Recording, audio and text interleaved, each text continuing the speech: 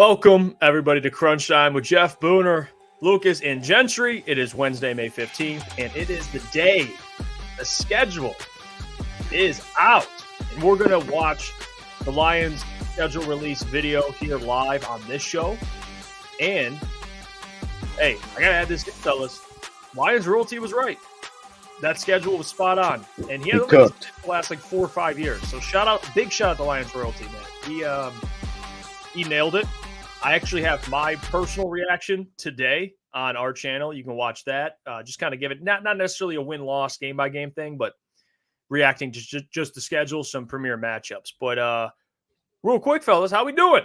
How we doing today? Lukas will be coming in. He's just working out some Wi-Fi. Booner's dropping a Booner bomb, but I'm doing great.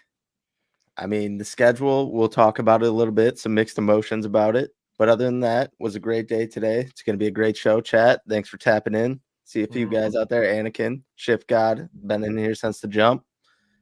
Shout out. Yes, sir. We got the people here. We got Crazy Clown Adams in there as well. G Cruz, Drew Vogel, Xavier D, Mike Reed. We appreciate you.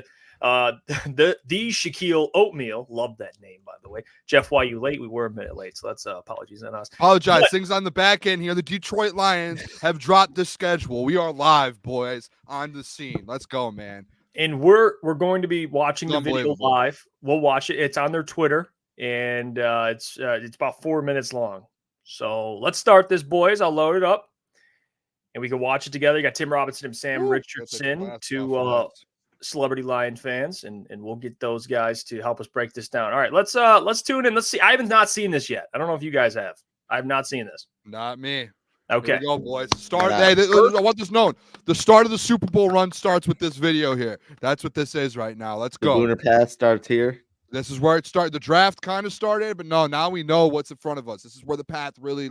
We're going to start seeing the path get built here. This is what we're doing it here. Shout out Pennywise. Yeah, this is going to be great. All right, let's check it out. Lukas will join whenever he gets his Wi-Fi figured out.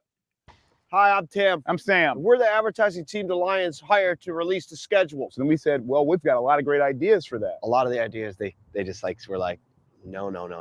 Some of them, they said, these are dangerous. Let's say we were met with pushback. A lot of pushback, a lot of hurt feelings. I think it would be a big mistake if we didn't say them out loud just to get some reassurance. Just to get them off of our chest. We are going to do an attack ad on Fanatics because they leaked the jersey before it came out. What are you doing? What are you doing? That's not yours to give out. Then we're going to dox them, say where the owner lives and where the second in command lives. They said that's not good. They said that's mean. And they said it was like dangerous. It's like illegal or something, whatever. It's like, shh. Yeah, sure. Then we said, well, how about we have a little talk with the referees in the Dallas game? Just a little talk. Just a little talk. First commercial to have swears in it. Sorry, I'm jumping the gun, but we were going to do yeah. At the very least, people would go, what the hell did that just say? Then we came up with the idea of like, when we built this machine, the Liontron 2000. And so like the idea of it is that it like turns on and then you, yeah, we don't really know.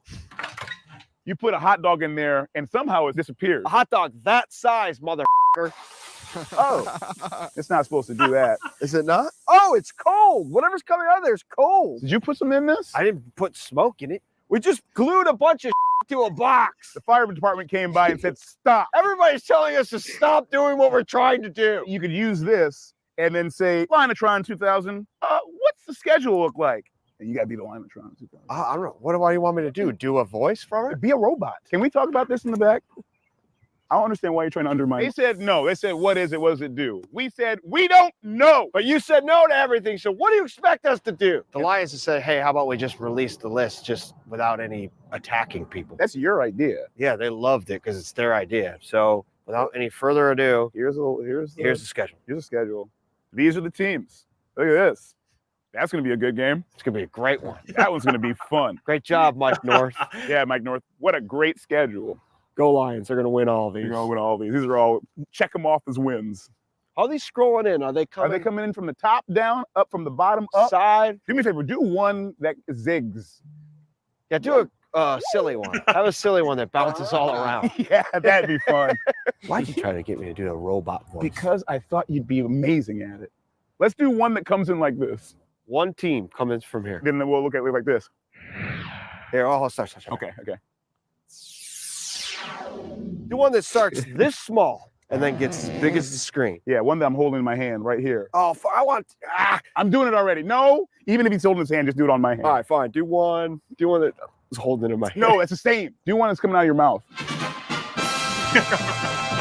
Thanks for giving me that. You're welcome. Do the robot voice. I'm not doing the robot voice. Have one that was in robot font. This one's Thanksgiving. Right after the parade.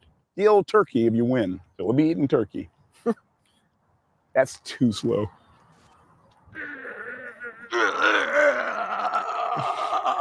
There's so much stuff we've done that they can make us look Yeah. dumb. There's the last game. There it is. Well, not the last game. No, that's not the last game. That's the last of the regular season game. We'll see you after. Yeah, oh yeah. We appreciate you. Thanks for listening. Thank you for believing. Go Lions. Go Lions. And there's I was really nervous. That was bad. Yeah, no, I think it was good. I think you were good. I think I was Thank bad. you. I know I was good. I think you did okay too. That's nice of you to say. Yeah. Kind of lying. Don't cry. Well, I'm not actually crying. I'm just trying to bust your balls like the Rat Pack did. Oh my God, yes. I'm Joey Bishop. Yep. I'm These fellas. I don't know any of those guys. You don't know I'm the a fan. Rat Pack? No. Yeah, so here's I the like those guys, man. here's the official schedule, which again, Let's Lions go. Roast, you got it right. Lock got it right. Spot on. He got Spot it right. on. Great job from him. Well, A lot of people hating the video. yeah, I thought the video was great. I didn't liked think it was those that guys. bad. The Detroiter guys. what I think happened probably is they had ideas and the Lions were like, no, that we got to keep this thing, PC. So I don't know. I don't want to put that.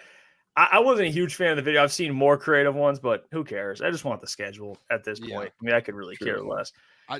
The thing I love about the schedule, I felt like we knew today, obviously with the leak and everything, that we knew what it was. The only thing I was interested was the prime time and the times of all the games to know. You guys know me. I've been like really big the last couple of weeks is put the Detroit Lions in prime time the most out of anyone. First of all, I think they've gotten snubbed and they only got 4 real primetime games, which I think is an absolute disgrace to the NFL and for fans and for people around the country. That is an absolute disgrace. If that's true. If we only have 4 primetime, I think it's 2 Sunday night, 2 Monday night. What's the most? What team has the most primetime? Probably the Jets have like 6 in the first like 10 weeks. So the Jets just live in primetime. What happens if, knock on wood, and I don't want to wish on injuries, what if Aaron Rodgers gets hurt again and we're stuck with the New York Jets in primetime like last year? Well, technically they have 6, right? Primetime.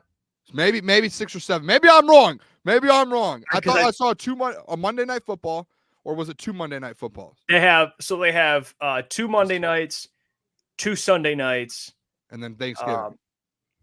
A Thursday versus the Packers. A Thursday, and then Thanksgiving. So that's 5. 6. I don't count the Packers. I count or the Thanksgiving game. I apologize. Yeah, I don't usually. So 5. 5. Yeah. So which is still like I don't want to say that's a disgrace. Like that's not bad. No. Is it that bad? I mean, I don't think that's that bad. I think that because you got to think of a team that has the most in the league. What, probably 6? They don't play on Thanksgiving, maybe 7. And one thing too, actually, if we're talking times here, real quick, I wrote this down. Typically, you always sit there and you always have 1 p.m. games. That's like the Lions. You're always playing the 1 p.m. slot. There's only 6 weeks this year that you were playing at the 1 o'clock slot. The rest is like we're playing a couple 4:20 games, a handful and sometimes that's the game of the week as well. So 6 1 p.m. games, and then the rest are 4 p.m. in prime time, which is really cool. Yeah, to be honest though, I like the 1 p.m. games. I'm not pushing those away just yet. The 4 p.m. games are cool too, obviously, and prime time, but I like the 1 p.m. games. Yeah, I'm gonna be honest. I kind of do too. You guys just like the day to be done with. No, I'd like, let's go. This is a full game day. It's like I'm playing in the game. This is game day. I'd like to get it started early, man. Yeah, but I also kind of do like the prime time where everyone's watching the Lions. So I like that too. So I get that.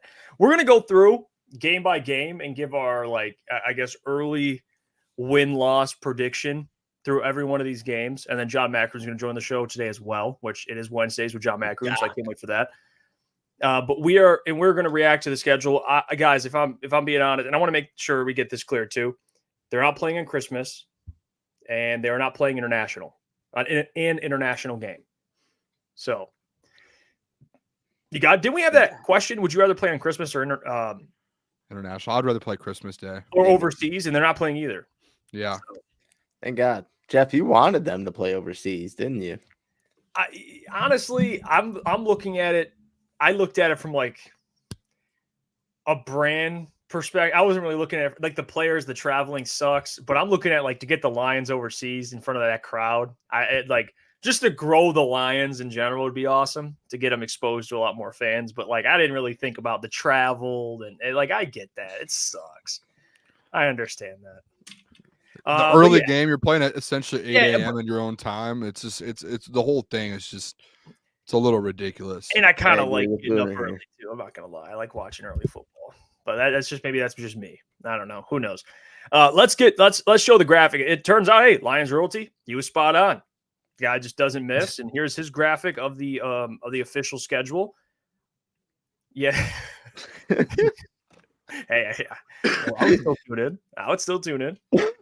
But look at the schedule. So here it is, the graphic that Lions Royalty made, and it is spot on. This is the exact schedule. He didn't mess up one single game. Yes, the bye week in week 5 is correct. It sucks. I hate it. I absolutely hate it. I saw someone on Twitter say, especially with the long the time frame you have off for the off season, then players, you get acclimated in training camp. You kind of get in playing shape. You get used to taking hits.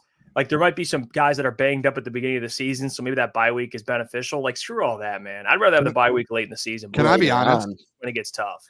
And the worst part before you go, Booner, is that right after that bye week, not only do you have it early on, which doesn't help if guys are, you kind of want it later on for injury's sake, but right after that bye, 4 out of your 5 games are on the road, which makes it even tougher. Like not really any easy opponents, like all these are going to be great games. I mean, they really don't have like a favorable schedule. They're going to play tough matchups pretty much every week. I mean, obviously given it is the NHL or the NFL, you can go out and win any game, but man, it's tough. And then you got like week 14 through 18, a lot of like your divisional hopes and how you're seated in the NFC is going to come down to like those games. So it's going to be tough to end out the year and coming out of that bye week. I'm not going to sit here and say and try and lie and say I hate I'm not like, yeah, week 5 sucks. That's not, ideal. I think there's 4 teams total when I was doing the research earlier that says week 5, I believe, is the first week that any teams can get a bye. I think it's week 5 to 14, I believe, or 5 to 11. And so 5's that first week, and there's 4 teams that get it. So we happen to be one of those teams. Wow. I'm not going to sit here, though, fellas, and say that it's like, I don't think it's like as big of a deal as we think it is. Like, like last year we had injuries after week 3, week 4, and we were sitting there like scraping to get to week 8 and 9 for that bye week. So it's just like that's going to come a little earlier. And I know, you're going to have a big stretch after. But then I look back to 2022 when we started 1-6. We had a week 6 bye, fellas. And then after that, you finished the season 8-4. And that team, like that Lions team, got extremely hot after that. So it's not as crazy as I feel like. Yeah, I think last year it was week 9. There was like a long, a big gap there. You can get a bye week, and we got the first week. So it's brutal. Like you don't want a week 5. Obviously, you want to split the season up in the middle as much as you can with the bye week. Like that's the most ideal situation. I don't think it's a situation though that it's gonna like, it's gonna affect the way the Lions end up playing for the full season, and it's gonna affect them winning the Super Bowl. Like that's just me personally. I just don't have that feeling to where it's like, oh man, week 5 bye week, we're not gonna win the Super Bowl this year. Oh, we're gonna struggle in the playoffs because no, like you're going to have a second half of the season. You're going to have to figure out a way to get it done anyways. Just like 2 years ago in 2022, when you started 1-6, you had that week 6 bye. And then, okay, you have to figure out coming off that bye, how are we going to turn things around here? And they end up going 8-4 and ending the season really, really well. I think Dan's going to find a way to use this, in their favor, and he's going to find a way to do that. And coming off the bye, what the best part about the bye is? You come back and you're going to be fully healthy for that Dallas game in Dallas, which is, to me, probably the second biggest game of the season outside the 49ers when you're fighting for a 1 seed. So that's like, let's take this as a positive as well. Let's find that. You get a bye to get healthy, right? So everyone's healthy right before Dallas, because that's going to be one of those games to where it's going to help for seeding as well. Guys, I don't know about you. Now that we have the schedule, we kind of remember we talked about our record predictions before we even saw a schedule, and it was like 12-5, 13-4. That's kind of where we were hovering at. When I actually dove into this, I kind of like the schedule. Despite the bye week, I think there's some good matchups on here. I think the Lions will be favored in about 90% of these games. The only two games I don't think they will be is the obviously the road game in San Francisco and the road game to the Texans, and potentially I think it'll be a pick 'em on the road to the Packers. But like every other game, maybe Dallas, but I'm just I don't think they'll be favored in Dallas. But so there you go. There's like 3 to 4. I think everything else is I would say they're favorited. But we'll go through it. We'll start week 1. Now we don't have Lucas here, but when he gets here, he can catch up. I know he has some. By the way, Jeff, I shot you a text. I sent you the Lions one in our Slack, and it has the times in it. I don't know if that's more helpful while we're going through this for the people to see the times. And let me. I'll put that up. That's gonna be way better. Yeah, they just tweeted it out about a minute ago, so I think that might be a little bit better. All right, let me get that up instead. Yeah, and we'll go through and we'll go game by game and give our record here. Let me put this up. Yeah, this is a lot better. Let me see here. Okay. Yeah, the times do kind of help just to see when they actually play these games. Okay. So here's the schedule. We'll zoom in here. Okay. So this is the Lions. They released this. So the week 1 against the Rams is a primetime game. It's at 8:20 p.m. That'll be a good game. That is on Sunday Night Football. How we feeling about this game? Now that we got the week 1 confirmed, where are we at in the chat? Feel free to chime in. Win or loss? How do you see this one going? Go ahead, Gentry. I think we're gonna win it, but I mean, I'm very hyped to see Stafford again. The environment's gonna be insane. Obviously, week 1 primetime game, but I kind of wish this one was stashed away a little bit more, and I would have rather have seen it later on in the season. But this was one of 3 games that I wanted to really open up with, so. It's going to be electric, man. This is going to be just like the playoff game last year. Ford Field's going to be rocking, and Lions are coming out with the W again.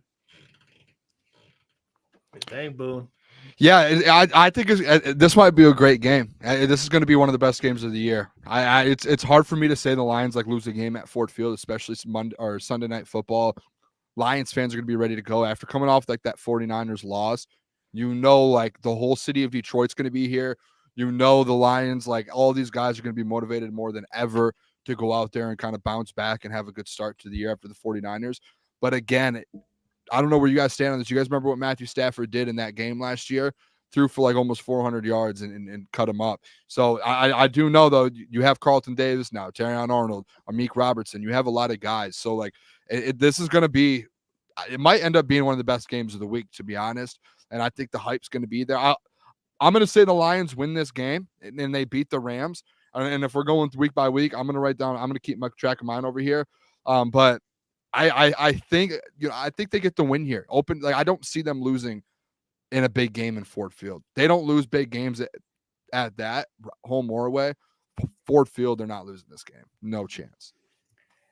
So I'm gonna go loss. Because and before everyone attacks me, okay, this is what my thought process. All right, this man. This is a hell of a first game. It's going to be close. I'm not saying the Rams are going to take care of no. I think this could be a close game, just like the playoffs was when they initially faced the Rams. I think the Lions lose this one, but it propels them and kind of shifts their focus. It'll be Terrion Arnold's first game. He's playing CB2. He's guarding Puka Nacua. His first game in the NFL. I think there will be an adjustment for some of these guys, especially Terrion Arnold. But again, I could see this game being down to the wire and the Rams coming out on top. But again, I think that propels the Lions forward their next 3 games. You know what? That makes a pissed off Lions team. That's just my opinion. Jeff, I was driving home today, and when I was thinking about the schedule, I knew it was all right, Rams are going to be week 1. It went through my head, if the Lions lose this game, how does that help throughout the season? And to me, it's you lose that game, and we've seen Dan Campbell's teams off losses. It motivates them more than ever. Dude, the Chiefs lost against the Lions and won the Super Bowl. Yeah. So, I'm not worried. This doesn't even. So, to me, the thing I was thinking about, too, is, if the Lions lose this game, let's turn on ESPN the next morning about how the Lions could be frauds, how they could be this. But if that does happen, in my head, I know, no, this is something that I know a guy like Dan Campbell is about to bounce back from better than ever. So, I did have that thought today because it is such a big game, and you did just beat them twice last year. Wait, was it twice last year? No, once. But you just beat them. And like you just you had that big win versus them. They're gonna have a revenge kind of side part of them as well. So I had the thought, but I still think they end up pulling the win out. Well, here's the thing. I think the Lions are the first 4. They start 3-1. So that's my loss. I'm sorry, I just spoiled it, but that's my loss if I'm being honest. We'll keep it pushing here. Tampa Bay next, guys. I think they win this game. I'm not going to waste too much time on it. It's a home game. And I think they have the Bucks number. I know it's hard to beat a team 3 times, but I just think they're schematically and in terms of personnel just better than the Buccaneers. So I'm going to go Lions take care of the Bucks here. Sorry, Jeff Olson in the chat. Much love to you. But they take care of the Bucks. They take care of the Bucks here. Yeah, I'm the same way. I think they win. I do understand the two. They dominated the Tampa Bay Buccaneers last year in the playoffs and in the regular season. They didn't have any of their running backs last year on the road and beat them. And then in the playoffs, they were like, it was a playoff game, so it was close. But if you watch the football game, the Lions, I said it before, it felt like there was no point within that game, at least to me. I don't know how you guys felt, where I was like really nervous that the Lions were going to, have a chance to lose that game. Even now when Baker had the ball the last couple minutes, I was like, no, they're going to get a stop here. And that's kind of how I feel with this game. They're going to dominate them. Yeah, I agree. Not much to say about it. Just like Jeff, this is going to be a dub for the Lions. Well, real quick on the Rams game, Alan says, would you guys think it's a good idea to give a special thanks to Stafford for his time at the Lions for the opening game? I say yes. I said it yesterday. I mean, I'm not going to be the time to do it, I think. Yeah. That would be the time. Dude, we talked about it yesterday. It's Stafford. I mean, he left right away and won a Super Bowl. It wasn't him that failed the city. It was the front office and the ownership at the time.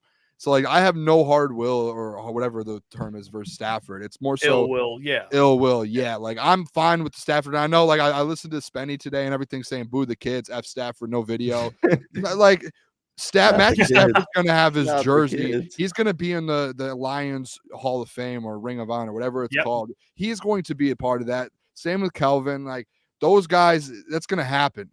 This is probably his last time he'll ever play in Detroit. If you're going to sit here and say boo him and that, get on with that. I'm as a football fan, move on.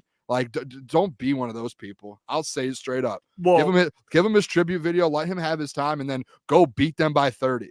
Grow up. I mean, honestly, what are we doing here? The playoffs are different. Fuck a tribute video in the playoffs. But week 1, it's you can't regular season, in the fucking playoffs. No, fuck no. But week 1, it's whatever. If they do it, cool. If they don't, cool. I mean, it is what it is. Yeah, we'll keep it. I wouldn't hate it, but I don't think they're going to do it. Yeah, and I'm curious. Maybe if they do, but they'll fire Jared Goff up a little bit more. So who knows? I mean, if you're booing Stafford and you hate Stafford, that man just lives rent free in your head. So move on. That's I'll just say that he lives rent free in your head because he went and won a Super Bowl. Move on. All right, week 3, they take on the Arizona Cardinals on the road. Cardinals, they did get a lot better. All right, they did, but they're nowhere near the Lions in terms of a complete roster. I think they take care of the Cardinals. Jonathan Gannon to me is just, you think he's a funny guy. I think he's a good dude, but as a head coach, I am not sold. Give me the Lions on the road. And I think they win this one by 10, 14 points, to be honest with you. I'm sorry. Dominate. This isn't going to be a good football. Dominate. Dominate this team. That's a win. I don't have much to say about the Cardinals. Yeah, I think they will end up winning this game, but it's still going to be a good test for them for their future games with Kyler coming back, being fully healthy, him moving around out of the pocket. And then they signed some wide receivers, and obviously they drafted Marvin Harrison. So, I mean, the offense will still be there, but the Lions are getting dubbed. All right, so I have them at 2-1. You fellas have them at 3-0 at this point. We'll go to Seattle. That is next before the bye week there. So let me see if I can. Yeah, I mean, I'll do that. Keep it like that. All right, the Seahawks. They're at home. That is also a primetime game. That is a Monday night game, Monday Night Football against the Seahawks. I love this. Perfect time to get revenge against the Seahawks. Give me the Lions. Sadly, I am not. I am taking the Seahawks in this game. This is going to be another one that it just slips away from them, sadly. And then they're going to go into the bye week fired up, and then they're going to go into Dallas fired up, and Dan Campbell's going to have those boys ready for a W in Dallas. Wow. So, without they got Mike McDonald? Yeah, I like I said, I think they're going 3, or like you said, kind of. I think they're going 3-1 in those first 4 games, and I think this Seattle one. I hate to say it, I don't want the Seattle Seahawks to win this game, obviously, but this is my first loss for the Lions. Wow, Gentry. I'm gonna be very honest here. I'm trying to be as realistic as possible, and for what this team's ceiling is, I would not be shocked if they started the season 4-0 going into the bye week. I wouldn't be. I mean, I'm at 3-1. So yeah, I wouldn't be shocked, and I think that's what ends up happening. I think you have a pretty favorable. I know the first 4 games you could say are pretty tough, but I still think it's a favorable. Like, you could have landed the Dallas Cowboys and 49ers in the first 4 weeks, and you ended up getting the Seahawks, Cardinals, Bucks, and Rams. Those are all teams that you can beat, and you should beat. And again, you probably are going to be favored in every single one of those games. So I think a whole new regime in there in Seattle. Obviously, like, we could sit here and say, oh, the Seahawks have the Lions' hand, but we know what the NFL is, guys. You have a whole new regime, a new coaching staff, a new everything. None of that matters in the past now with the Seattle Seahawks. On top of that, guess what that pregame speech and that whole week of practice is going to be leading up in Allen Park with Dan Campbell?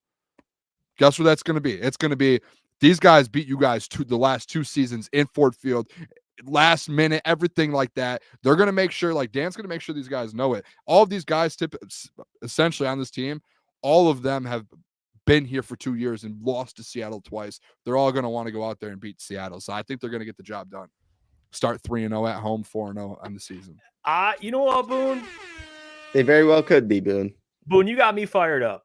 And even this, and by the way, shout out Truth Keller, man. He keeps it real. I do appreciate him. He says, I feel like some of you guys are forcing losses they don't believe are there. None. Hold on. I will say this, Boone. This is where I'm coming from. Let me know if you agree with me. There's a lot of games the Lions are going to win. Like I mentioned, they're going to be favored in most of these games. It's hard to really pick out. In the NFL, there's going to be some losses here that really just I agree. Happen. So go on. Obviously, like, to your point, and to that guy's point, when you do have it in your head, you're like, oh, I want to make sure I'm at, like you guys, I know you guys said they're going to win 12 games this year, and I'm at 13. Like, you do have that, like, when we're going through the schedules, you're like, oh, right, which ones are going to be the losses? So you try and force some. But for me, it's like even look at last season. Typically, the games that they were supposed to win, they won. And same in the second half of the year before. It was sometimes the games you really lose when you're a contender in the NFL, it's when you get into those shootouts versus the Cowboys, 49ers, the Texans. Like, those are the games you drop, or divisional games. So that's kind of why I think these first 4 games, it's like, you're supposed to win these games. Go win these games. Are you a Super Bowl contender? Go win these games. Yeah, that's the thing. I mean, that's why it's tough. Like, right, we all have a similar record. Loss has got to come from somewhere, but it's not necessarily forcing, but hey, it happens. So you have them losing to the Seahawks. Me and Booner have them winning. They go to the bye week. They're 3-1, according to me and Mike, 4-0, according to Booner. And they get Dallas on the road for revenge. And this game, fellas, unless Jared Goff, knock on wood, is not there, they're beating the Cowboys. There is so much built up, not only just momentum from last year's game, but also I just want them to beat the Cowboys so bad. And I think they will. I think they're going to take care of the Cowboys. I think it'll be close. I mean, it's always going to be close. What's up, Lucas? How are we, fellas? You know what? Real quick, before we continue with the Cowboys, Lucas, we're only 4 games in? Give me your record for the first 4 games. So Rams, Bucks, Cardinals, Seahawks. It's hard for me not to say 4-0. I think they're 4-0 at this point. Thank you, Klotzy. There you go. Side by side, brother. You know what week 1 is? Kyren Williams versus Jahmyr Gibbs. I can't wait. Can we wait. If you say Kyren Williams one more time around me, I will never talk to you again. Oh, Adam's over there. I'm so tired of hearing about Kyron That Williams. is funny. I love you, Klotzy. It's good to have you. Hey, good to have you on the show, Klotzy. Welcome. We'll keep it pushing. So it actually works. Me and Mike, top 2. We got 3-1. Bottom 2. Pause. I don't know if that's a pause. 4-0. We'll keep it pushing here. So Cowboys, I said what I said. I think they beat the Cowboys. They're going to take care of them. I think there's just too much just momentum from last year. So I have a win here. Yeah, I think this will be a game where Carlton Davis really shows his effectiveness. Are they going to try to run Zeke on the Detroit Lions defense? I mean, if you neutralize CeeDee Lamb just a little bit, then they start relying on get it to Jake Ferguson with Alex Anzalone and the Lions safeties. I think defensively, if Carlton Davis can just hold his own, I don't think he's going to shut down CeeDee, but just limit him. This is a game that honestly can get ugly if the Lions start getting some momentum. I hope it does get ugly. Lions are getting the W. And I can't believe that they actually just settled for Zeke. That now that you brought that up, man. Because I was like, "Ooh, they're gonna be running Tony Pollard." I was like, "Oh shit, Tony Pollard's in Tennessee now. Who the hell is the running back? Oh my god, they just re-signed Zeke last week. What the hell is going on here?" He's gonna run for a whopping that could be 17 one of yards. the first games where we really see our secondary show out and make a huge impact because they shouldn't be able to run the ball.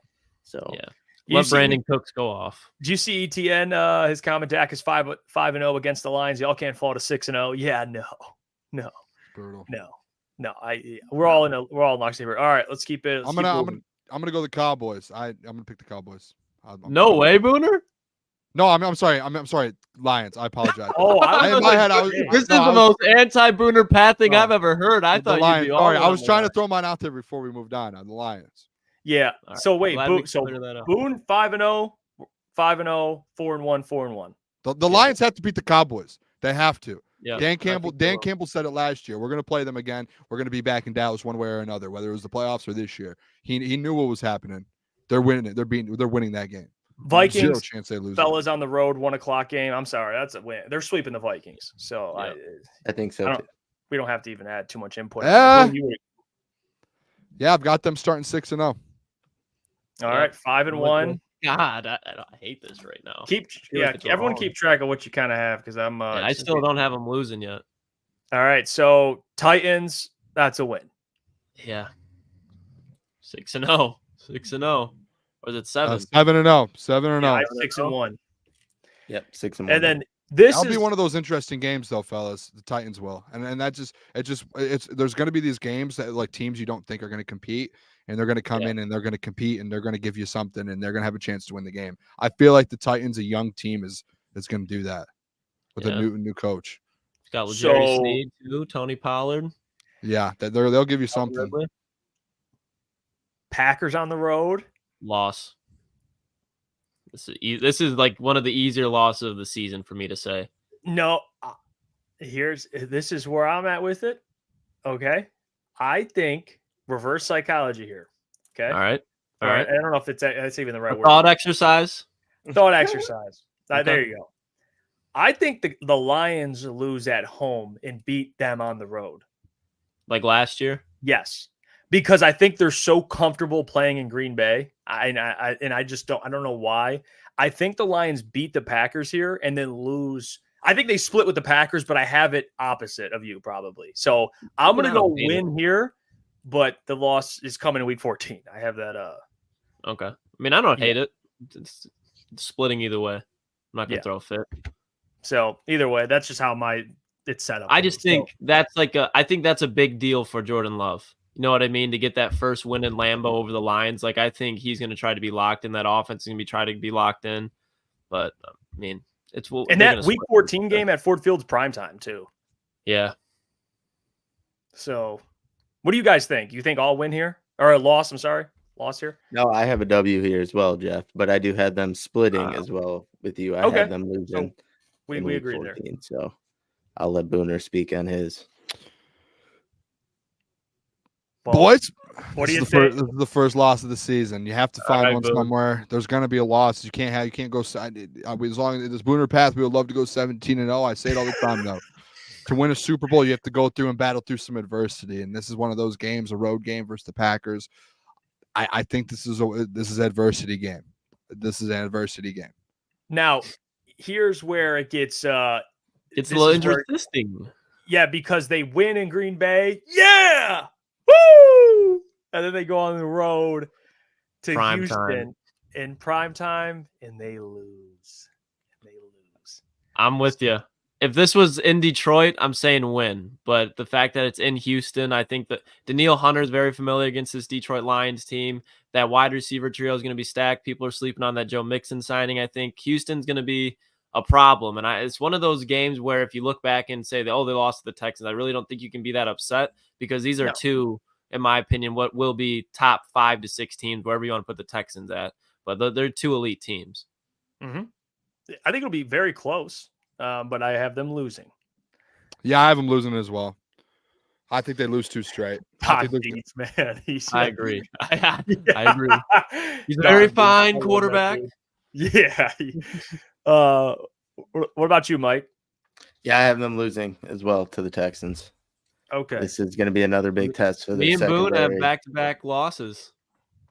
What was that? Yeah, this is a primetime game, Sunday Night Football. Mm-hmm.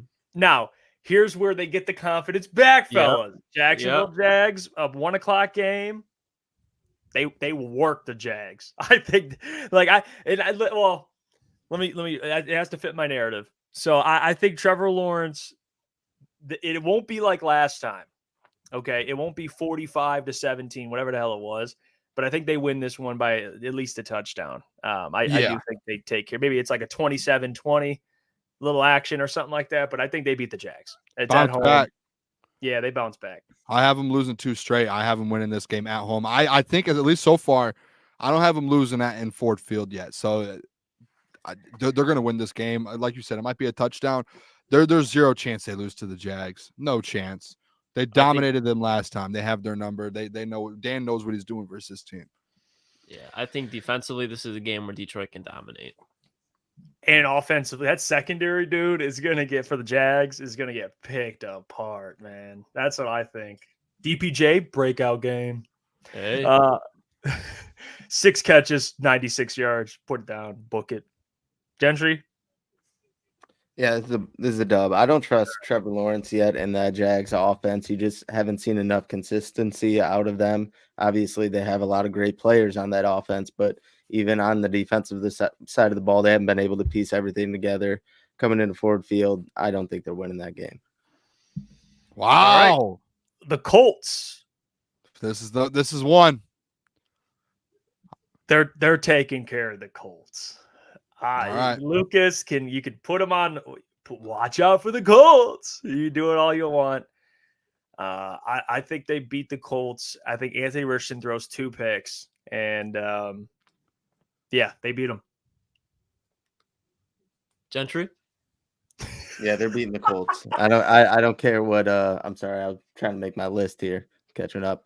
I think they beat the Colts. This is actually a day after my birthday as well, too, fellas. But so it's gonna be a nice birthday gift to shove it in Lucas's face that the Colts actually suck and they're not winning that division. Well, I know where you guys stand. I know me and Booner are a little bit more aligned. I don't know what he's gonna do, but this is gonna be a tough month for the Lions. But they had a tough month last year. They had that 4-3 game stretch where Aiden Hutchinson went without a sack and Jared Goff was kind of struggling. I think that's kind of similar here. It's gonna be a gritty, hard-fought loss in Indy, but they're gonna come back with some momentum. I think this is just one of those trap games, fellas. It happens every year to every NFL team practically, and this is one of those games, in my opinion. All right. Go to death, I think. All right. Hey, it's okay. On a platter for you. Ready for this? Let's hear it, Boone. There's an echo. Who's echoing? It might be from the boo. You guys hear an echo? No. All right, it's gone. This is what I'm going to say. Klotzy, I apologize, brother. Mm-hmm. The Detroit Lions lose 3 of those 4-game stretch there. This is at some point in the season, they're going to go through a stretch of football. Again, I have them winning 13 games this year. They're going to get 3 of those losses in November, and they're going to struggle a little bit. It's going to happen. I'm going to go loss here in Indy. I think I'm with Klotzy. I think it's a little bit of a trap game here. And again, I don't think it might not be the Colts. It could be the Colts. It could be the Jags. It could be any one of those teams. There's going to be a trap game there. There's going to be one. pick one. I'm picking the Colts as a trap game. That's going to be the trap game. Now, Why'd before you people get apologize mad to at me, Boone? what? Why'd you apologize to me? I was just setting it up, Klotzy. Come on, little No, content, you're like, I baby. apologize. I was like, I thought you were about to disagree with me, and then we agreed. I was like, oh, okay. Okay. We'll keep it moving. John's going to join a little bit. Whatever we don't finish, we'll do it after John after he joins the program. So we'll go to Chicago at home. I think they beat the Bears at home. This is Thanksgiving too, correct? Yes, it is. I think break the streak. Break they the streak. They break that losing streak on Thanksgiving. They take care of the Bears. So give me the Lions. I'm gonna do a Sam Flannel. Go ahead, Boone. They're winning in Thanksgiving. They need a Thanksgiving win bad. I think they're gonna get it here. I truly do. And I think that Caleb Williams, all this hype, blah, blah, blah. No, welcome. This is going to be one of his welcome moments to the NFL, is playing in Ford Field versus Detroit Lions fans. They better let him know. I just want to ask the boys, too. Fellas, is it okay if Lions fans chant Jared Goff and boo Caleb Williams? Is that okay? Hey, don't. I'm asking let's a not be question like here. that. Let's not is it be okay, like that. boys? During any time during the Lions season, Jared Goff chants are always allowed anywhere, anytime. Oh, yeah. Boo the hell out of him. I was just asking. I was confirming. Oh, yeah. Why would, yeah. John Kaminsky. He's gonna beat who they take last year in the draft? Tackle. Darnell Wright. Darnell Wright. He's gonna beat Darnell Wright off the edge on like a 3rd and 2. Strip sap Caleb Williams and he leaves the game. He'll be fine. It'll just be that game. But he gets the fumble. Lions absolutely dominate the Bears on Thanksgiving. Let Caleb Williams know what the Detroit Lions are all about at 12:30 while the whole country's watching. He'll go crying in the stands to his mama. He'll be painting his nails a special color that night for good luck. But no, there's no way the Chicago Bears go into Detroit on Thanksgiving and win this game. I love Matt Eberflus, but he ain't got that in him. He ain't cut from that cloth. You're talking about knocking the nail polish off him? Yeah, he's gonna have to repaint him. I would say so. Ooh. If I saw the paint come off Patrick Mahomes' helmet in the Super Bowl, I think that Caleb Williams will 100% have the nail polish knocked out of him for sure. It's fair. Boys, we all agree? Win here? Oh, yeah. All right. Green Bay at Packers at Ford Field, prime time. This is where I have the loss. I think they beat the Packers on the road and they lose this game. You're dead wrong, Jeff. I love you. You're wrong. Lions don't lose in primetime football. What is that? Monday night or Thursday night football? They don't lose in primetime, especially not to Jordan Love. Actually, they did last year, Thanksgiving. But they're not losing in primetime to Jordan Love again. That's a dub there. Lions, at that point, I have them. They're going to be 10-3 at that point by the end of week 14 going into these last couple weeks. Big win. I think Jordan Love throws a couple picks in that game, too. Wow. Ryan Branch. I already said it earlier. I have the Lions taking an L here. They have to split. Sadly, Booner, they are taking a loss in prime time to Jordan Love, but this is only going to fuel them going forward. So you said it, Boone. Adversity for a Super Bowl team. See, we don't have them losing 3 or 4. So this is our adversity. One loss is an adversity. I line with Boone. Losing 3 or 4 is adversity. That's how you build grit. That's how you learn how to win football games when things go down. Let them know, Boone. Let them so know. What are we all at 10-3 now? I'm at 10-3. I believe so. Yep. We just have the Packers loss. You guys have the Rams loss. We have the Colts loss. We'll keep it moving. Now, Boone, this is a conflict of interest. No, it's not. Because they're at home against your Buffalo Bills. No, don't take that back. Josh Allen. Oh, no, it's fair. Take that back. Okay, Buffalo Bills led by your guy Josh Allen. Thank you. That's a little bit better. That's fine. They're gonna stop this rebuilding ass roster. So I don't really care. They're gonna take care of them. Josh Allen 3 picks, and Lions win. I'll say 34-21. You know what, Jeff? Whatever you just said there, I'm with. 34-21 Lions, 3 picks. I'm all in with you. They're going to dominate the Buffalo Bills. This might be one of those games where the Bills are in a little bit of a contention for the division, and this is one of those games that knocks them out, and people the next day on SportsCenter, you're going to start seeing, can Sean McDermott actually coach football? That's what's going to happen after this football game here. This might be the game to get some fired, Boone. You Ben know, Johnson I might want to run the score up in this game. Yeah, that's the other thing, Boone. Dude, that's what you're doing. Your little interview process. Let me just torch your roster real quick. That's what he's going to do. Yeah, I think they handle them at home. That makes a huge difference too, but it's just a better roster. They're going to try to run James Cook, and that's going to go absolutely nowhere. So have fun with no Stephon Diggs and Gabriel Davis. But hey, brought in, who they bring in? Chase Claypool. They brought in Chase Claypool. Curtis Samuel. MVS. Yep, MVS. Keon Coleman I do like, but that is probably, I would say, the worst wide receiver core in football outside of maybe the Patriots. Matt Holland. Oh, yeah. Hey, that's a Booner guy. That's a Booner path guy for a second. I did ask to bring him on the Detroit Lions last year as a fourth, fifth option. That was a guy I advocated for, and he did really well. He plays good football. What do you? So you guys will all have win here. Bills win. Yep. Win over the Bills. Yep. So John's waiting. We'll kind of do our quick. So last 3 games on the road to Chicago, on the road to San Francisco, and then at home against Minnesota. I think in this stretch, boys, they go 2-1 or 1-2. Actually, I have them losing in Chicago. No, 2-1. 2-1. Excuse me, 2-1. Sorry, just 2-1. Losing to Chicago, beating the 49ers, beating the Vikings. So I have 2-1 at the end of this. You have them beating the 49ers? Yes. Okay, I have the exact same thing. I have them losing to the Bears because I think they split with them this year. Just on the road, you're playing on the road in December 22nd. That's going to be a tough game. You potentially have snow on that day. So. And they finished 2-0 to end the year. And then right after that, hey, you have a loss. Guess what? You bounce back with the biggest game of the year. You go on the road and beat the 49ers and kind of bounce back. And you're 12-4. You just beat the 49ers to almost secure a 1 seed. And all you have to do is get a win in week 18 to get the 1 seed to go 13-4. I think that's exactly it. By the way, actually, I'll let you guys go. Before we have Doc on, I have one last thing to say. I'll let you guys all go real quick, though. Honestly, I was the same exact thing. I think they lose to the Bears. And I think this game possibly has some weather implications on it, which could affect the game. But I do think they finished 2-0, beating the San Francisco 49ers, getting some payback, getting some confidence going for them going into the playoffs. And obviously, they're going to beat the Minnesota Vikings to finish off the season. But, I mean, to be honest, you never know with week 18. Maybe playoff implications are already figured out by then. And who knows how that game actually falls. That's what I say. If you're playing San Francisco, and I think they're going to lose to Chicago, I think they'll beat San Fran. I wonder if they beat San Fran, that locks up the number 1 seed because you have the head-to-head. I'm sure they have similar records. If that's the case, I wouldn't be surprised if they rested week 18 and then they take an extra loss there just because Minnesota can try to develop. I wouldn't be surprised. Dan would never take a loss just to rest. He would never take a loss just to rest. I got you. But I'm just saying I would not be surprised. Now I just want to throw this out there. So what's your They go 2-1.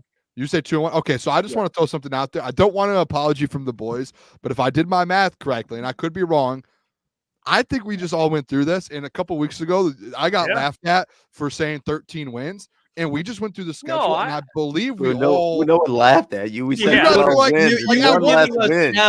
you acted like we said they're getting 10 wins. All right, settle down. Quit coming at me, boys. This is what I'm saying. You guys, I did get laughed at, actually. No, I'll go back and clip it. You guys were like, 11 or 12 games. Oh, the Booner path. 13 wins. No, I'm not going at you guys. I'm just saying. Well, then what are we doing? I'm just letting you guys know. We're going at Listen, I'm not that crazy. I'm not going at you guys, but I'm going at you guys. The Booner path isn't that crazy because when we did when we first saw the teams we were going to play a couple months ago, you guys all were like, 11, 12, maybe more so 12. And I'm like 13. You guys are like, whoa, Booner. Well, that's a lot. That's tough. Booner. And then you guys are like, we have a tough schedule. We laughed because we argued so hard over a game. And we're like, what are we talking about? That's no, because someone in here, I don't remember who it was. I said 11 games. And then remember at the end, I go, you know what? That just doesn't seem right. I got to get. I want you guys to be like, yeah, whoa, Booner. You guys you wanted to take a victory lap is all. No, not a victory lap. I just want to say, hey, boys, this wasn't that crazy what I was trying to say. That's all. Yeah, that's why I'm not really like, I just thought, hey, a game, like, cool. Like you can have the game. 12-5 when we initially looked at it, 13-4. I was going to say, Boone, I got 13-4. So looking at the games now the schedule's out, you get to see like when games are, what times. Like, yeah, you're right, 13 games. I don't know what I had the 5th loss as before. I really don't. But I don't see 5 losses. I could easily see him losing to San Fran. I could easily see something happening, like we said, week 18 with playoff incompletion. That's probably the floor, I guess. Trutella put it. It's a good floor. 12-5. Yeah, for sure. Because you're right, Lucas. They got a couple sneaky ones in there. Sorry, I just wanted to let the boys know. Booner or Lucas said, I think maybe you could put a loss in, that San Fran or Vikings game, given San Fran could obviously beat you. And then who knows what playoff implications are like by the time if you win against San Fran. So hey, welcome aboard, by the way, fellas. Welcome aboard to the 13 win club. Man wanted a victory lap over a game so bad. It wasn't a victory lap. It wasn't all right. I'm not doing this. I'm not doing this. No, it wasn't over one game. It was when we had the conversation. I'll go back and clip it. You guys were like, thought it was. Well, I could see if it was like 9-8 to 13-4. But Jeff, it wasn't the one game. It was that you guys thought I was absolutely insane saying 13 wins. No, I did not. One game I thought you were absolutely insane. You guys are just like 13 wins. By golly. Or however that saying goes. Golly. Oh, boy. Yeah, you had 13. I'm like, idiot. One more game. Idiot. I'm sorry. If you said 16-1, I probably would have gave you shit, to be honest. If you said 16-1 or like 17. That was the conversation we had. I'm sorry I brought it up. I won't bring it up again. That was on me. Well, let's bring it on. Welcome to the club. It is Wednesday. We welcome in John Maakaron. He can help us break down and give us thoughts on some of the games this year. We'll go through. And Jared Goff signed for a bag. Massive. Hey, and we get to discuss it with our good friend, Mr. John Maakaron, publisher of All Lions, host of the Detroit Sports Podcast. John, look at John. He got sophisticated John today. Well, not that you're not sophisticated, but the glasses, man. What? Oh, I think you're muted. Oh, no. Muted, Doc. John. Oh, no. So now we know why he had the glasses. That was the he couldn't. Oh, let's ask this. We can just ask yes or no questions. No, hold on. Is that better? Wait. All right. No. All right. Listen, on a schedule release day, no alcohol. It's coffee. That's how much this day is a grind for us covering the Lions. Oh my goodness. But boys, we can smile. It's the first day on the Lions trek to the Super Bowl. And this schedule, besides really one aspect, is literally perfect. I love this schedule. We should all be happy. Enjoy this day. When you look at this schedule, Booner's absolutely right. You boys are right. I have it at All Lions right away. 13-4, fellas. That's the way the schedule realistically could shake out. 4-0 at the bye week. It's a great time. We all should really sit back. Like the chat has said, the wonderful chat that embraces me and you boys has said, it is tough to find losses on this schedule. It's a beautiful day. I'm happy. I'm thankful for the leakers that helped do some work for me, the legwork. I'm very happy. And this schedule, the way it shakes out is really logistically, when you look at some of the road versus home matchups, it's perfect, man. Opening up against the Rams, revenge games at certain spots, smiling ear to ear. Everybody should be. It's a great time in Detroit on the way to the Super Bowl. This schedule should lead to double-digit wins, no doubt. I'm with you, John. Before I go here, I don't know Booner's just what's going on over here, Boone? What? I just saw the coffee mug, so I figured. Is that like you saw the Antichrist? I saw the coffee mug just real quick. I always have this on deck wherever I'm at. If you catch me outside, not a fan of the coffee mug, John. Yeah, no, I'm a fan of coffee, just not the mug. So I appreciate it. That's what I said. I said the mug. Hey, well, John, I got to ask you. I know the boys are going to ask you about the schedule too in different matchups here. I'll start it off with week 1. They have the Rams. I know the fellas think it's a win. That's where they're leaning. I think it's going to be a close game. I'm going to go loss just because I think the Rams losing to the Lions, that's going to kind of parlay into this week 1 game. And I do think it'll be close, but it's just one of those games like the Chiefs last year. They lost against the Lions. They still went on to win the Super Bowl. What are your thoughts on that Rams matchup? Maybe some potential problems or maybe your confidence level in the Lions? And bonus question, should they give Matthew Stafford a little tribute, John? Okay. First and foremost, are you coming on here today trying to kill the vibe? No way that's allowed. Sunday night football, the city of Detroit will be liquored up, will be fun. It'll be a rowdy atmosphere. I would be very shocked if the Lions don't come out and play their A-plus game right away. It's perfect. It's a great opportunity for Jared Goff to showcase what he's about. It's a great opportunity for this new offense, the defense. Their first mission is to put Matthew Stafford back on the ground. This has a chance to get out of hand very early. Aaron Donald is gone. I don't know, Jeff. You got to kind of drink some coffee. It puts some optimism back in your life.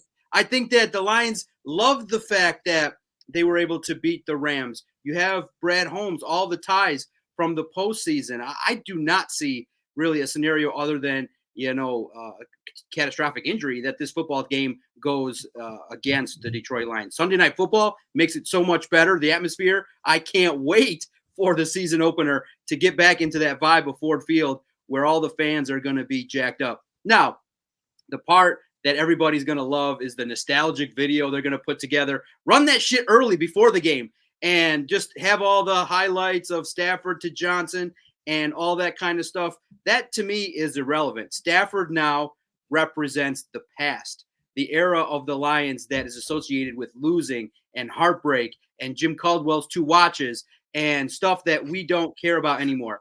Now is the future, and this is Goff's team. To me, I erased Matthew Stafford from my memory. The second he demanded a trade, the second he goes into Sheila's office, Martha's office, and is crying, I need to get out of here. Oh, my God. Forget it. Forget about it. Forget about it. You didn't stand and grind with the folks. You wanted out. Fine.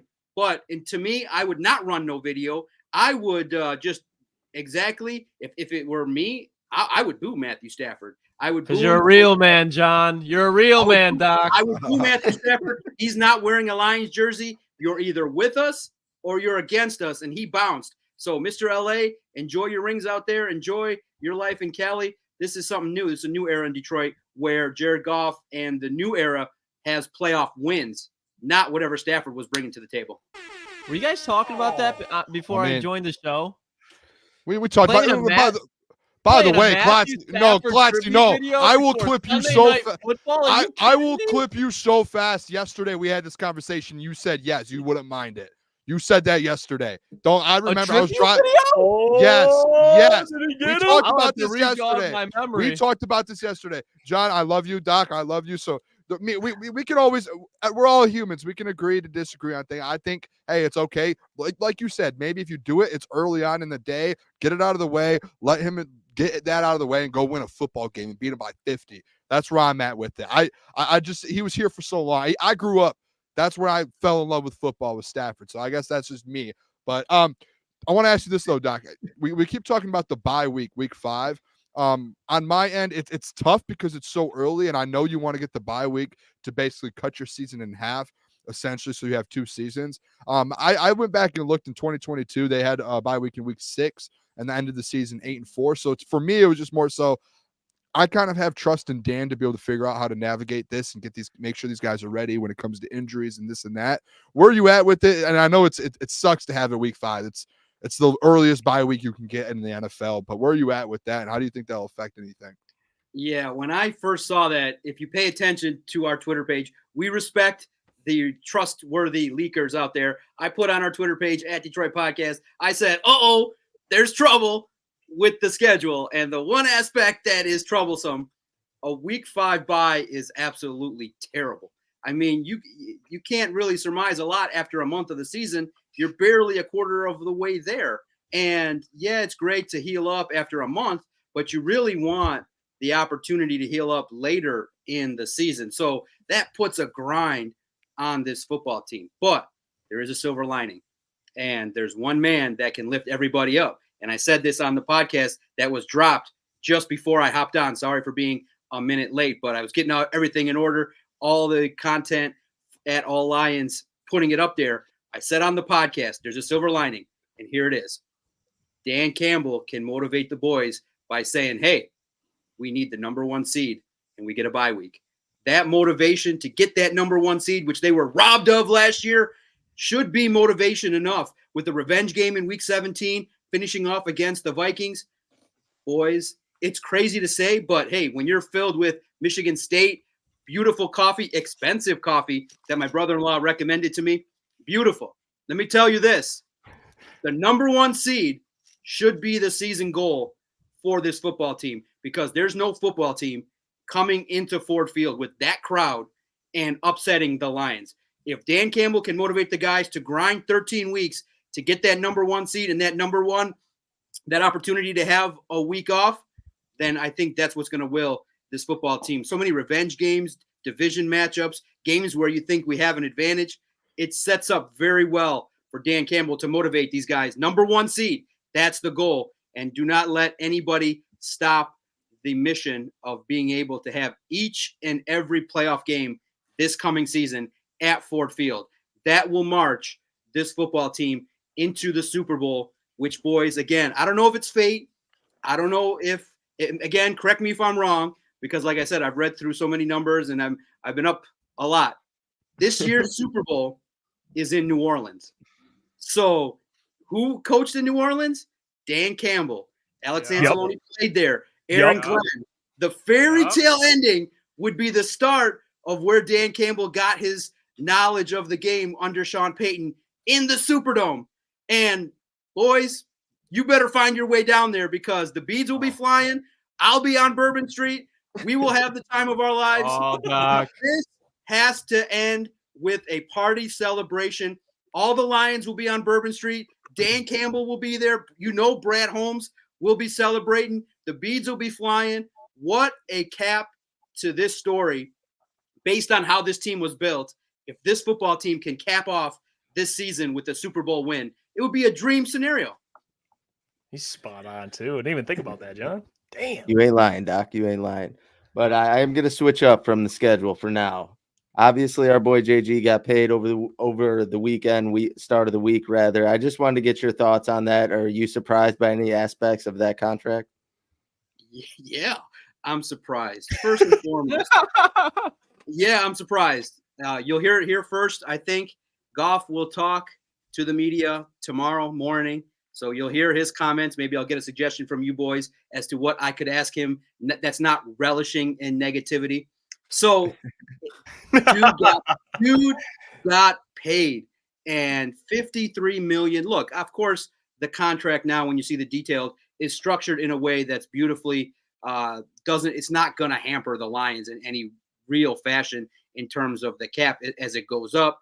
And we're still waiting to the official cap numbers of each season, but you guys can go look at all the breakdowns, and I'm sure you have already looked at it. But look, I'll say this. Brad Holmes has said it, and it's not even a surprise. It was just going to be the timing, the numbers, and things like that. Brad Holmes is fond of Jared Goff. He put the challenge in front of Goff. Hey, first year, it was going to be terrible. He weathered the storm. He led this football team in a classy manner. And now, collectively, there's two things here. There's the facts of the case, and there's my opinion. Me, I'm a star quarterback admirer. I want Brady. I want Mahomes. I would love for that person to play in Detroit once in my lifetime. We've always had the system guy. We've always had the big arm quarterback, but never won. I want just the guy that uniformly is considered the best. And everybody talks about Patrick Mahomes and Tom Brady as the best. So that's just my aspect and viewpoint of things. But within the confines of how the Lions have operated and said, hey, we know what this guy brings in terms of his smarts, ability to read defense, his grittiness. Let's just go out there and actually give him a football team, a respectable offensive line, 2 great running backs, wide receivers, a tight end that's an emerging superstar, a quarterback built like Jared Goff can succeed and win playoff games. Now, I'm always of the opinion to ask the question, can this guy win a Super Bowl? To me, I'm always going to be skeptical, and he can prove me wrong.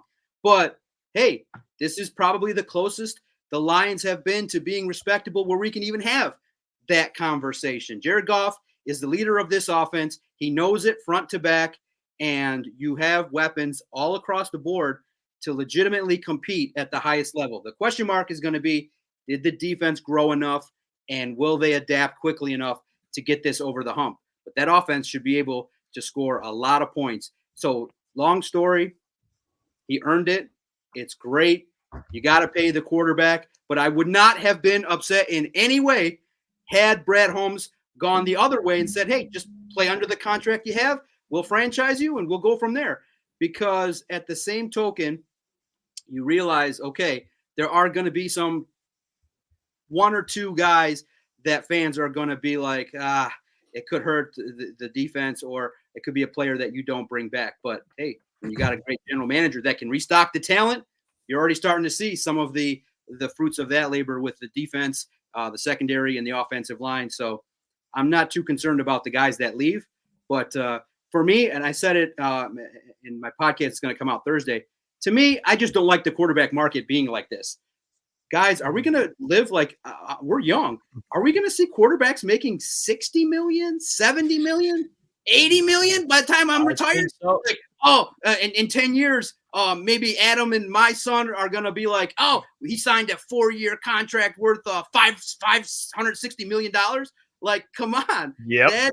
That is a crazy market to get to for guys that have not won a ring. I'm like, hey, win a ring and you get the $50 million threshold. To me should be reserved for guys that have rings. But hey, in this market, Jared Goff took advantage and he hit the lotto perfectly to win postseason games when he was due for an extension. He hit the lotto, bingo, and Brad Holmes paid him. Going back to the schedule, Doc, okay? It's an uncomfortable conversation to have, but usually every NFL team has a trap game, and I think it's the Colts this year. But when you're looking at this schedule and you're writing articles about it, which game do you just have the feelings like, I know it might not seem like it, but just something telling me this is a loss for the Detroit Lions this year? Yeah, absolutely. And that's the thing, that it's tough. When my hands were shaking when I was like, am I really going to hit publish on 13-4? Am I that crazy to do this? I said, 13-4, let's do it. But I did talk about it on the podcast that's out now, the trap games. To me, I think the one that stands out is week 11 against the Jaguars, because that week 10 game on the road against Houston is going to be billed as a Super Bowl preview. Either way, if you win a big game, you're going to be super confident.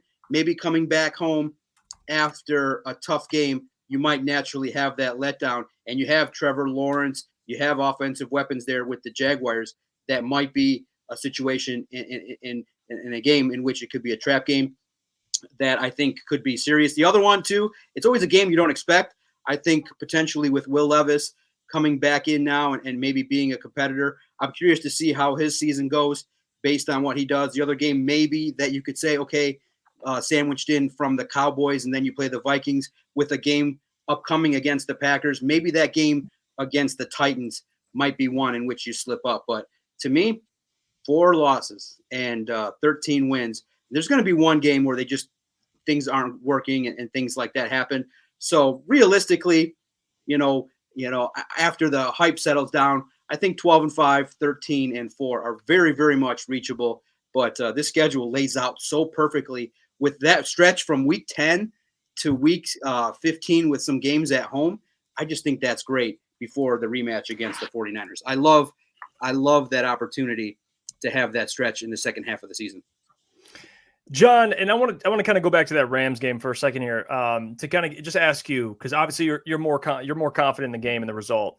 What do you think about just Terrion Arnold, his first game in the NFL, and assuming he gets that CB2 spot, which he will? I think he's that talented. Going up against Puka Nacua. What do you think in terms of your confidence level in Terrion and just how big of a test that is out the gate? A guy who just broke the rookie receiving record. All right, another sip of coffee, because here it is, boys. Light it up, chat. It's perfectly set up for what's going to happen. Here's what's going to happen. Terrion Arnold, first career interception. Hey! Against Matthew Stafford. And what does he do? He's going to be so wide open. The man is going to high step 20 yards into the end zone, and he's going to break out the Dion in front of everybody, in front of the world. What a perfect opportunity for Arnold to, on the national stage where everybody's going to be watching. Terrion, please get your Dion right. High step into the end zone. Choreograph something fabulous. I think it'll be great. Stafford is going to throw the Lions an interception or two. Heck, let's just spread it around. One for Davis, one for Terrion Arnold, and one for the unsung hero, Amik Robertson, the little engine that could get in there and handle business. Give him a hat trick, baby. 3 interceptions in the first game would be a dream scenario. Man, I'm excited. I think that Terrion Arnold is going to be tested early. Matthew Stafford will look his way. Maybe a dream scenario where Terrion Arnold will handle business and answer the question right away. This defense could be legit. What a way to start the year, huh? Let's dream. Why not? Wow. I like, Doc, I love it. I'm all in on that. I would love to see Matthew Stafford throw a pick six to Terrion Arnold. That would be unbelievable. Kind of the Terrion Arnold stuff. There was the rookie minicamp this last week, and we kind of talked to you going into it, now kind of coming out of it. I saw you a lot all over the internet and some of these videos of Terrion and Ennis Rakestraw, and I every time I saw a video or a picture, I saw you standing there, just smile, just holding your phone up there. Can you kind of give us an idea of what that dynamic's like, and is there a chance like these two guys, you've been around them all weekend now, you kind of got to get a feel for them close up. Are they going to be legit, like actually make a massive impact, especially like a guy like Ennis Rakestraw, to where, he goes in the second round, Terrion can be that guy, but with Rakestraw, do you get a kind of a sense that those two are going to be a dynamic duo here for the future of the Lions secondary?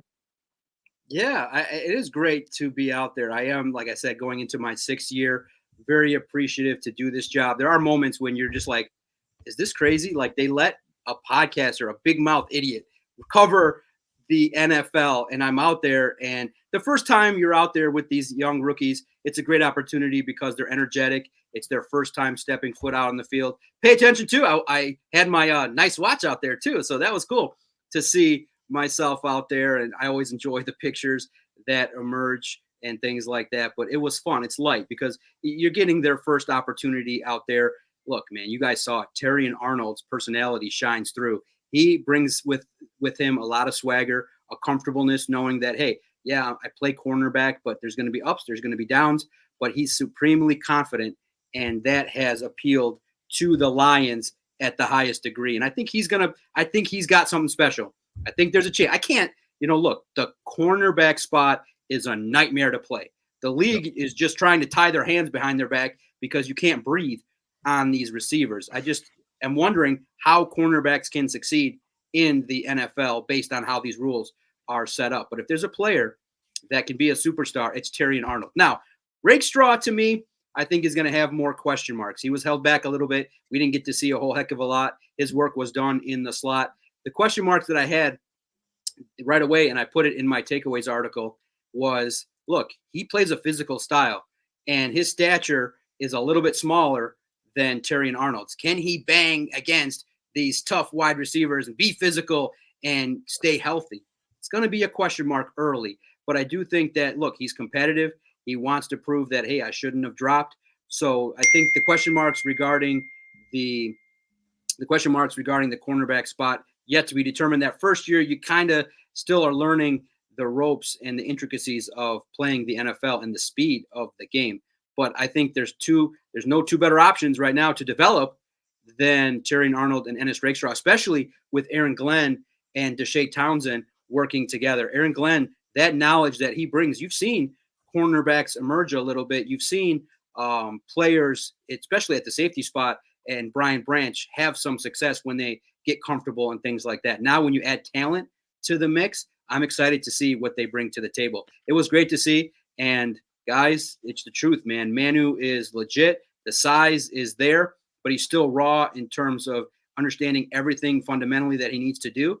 But when you go out there and when you guys get out there and see him at training camp, by the time a couple months, him in the system, he's going to stick out with his sheer size and abilities. And the draft class is ready to go. They're hungry, and they have the makeup that the Lions are going to be excited to add to this mix. I like the entire class, really, outside of, Manu being the developmental guy. I think this class has an opportunity to get out on the field and make some plays. Real quick, Doc, before the next guy goes, I just want to throw out there real quick, because you did mention Aaron Glenn with those guys. This is a little off topic, but since you brought it up, is it at the point now this year going into this season, like last year where you were 25th in defense or 23rd? AG, is it fair to say it's like he has his guys now? There's no excuse going forward. You have to put a defense out there that's going to be competing for a Super Bowl top 12, top 15. Does it feel like that sense is there now? Because we've talked about that on this show. And when you brought up AG with Terrion and Rakestraw, to me, it sounds like, okay, he has his guys now. There's no excuse going forward. There is no excuse. The secondary is going to be the biggest question mark regarding how quickly are they going to adapt and execute. The defensive line, you would expect to take strides forward with Davenport and DJ Reader and James Houston, and Pascal, I think, is going to take a step forward with Aiden Hutchinson. So the defensive line should help out the secondary. Look, guys, that's, I think, going to be the difference.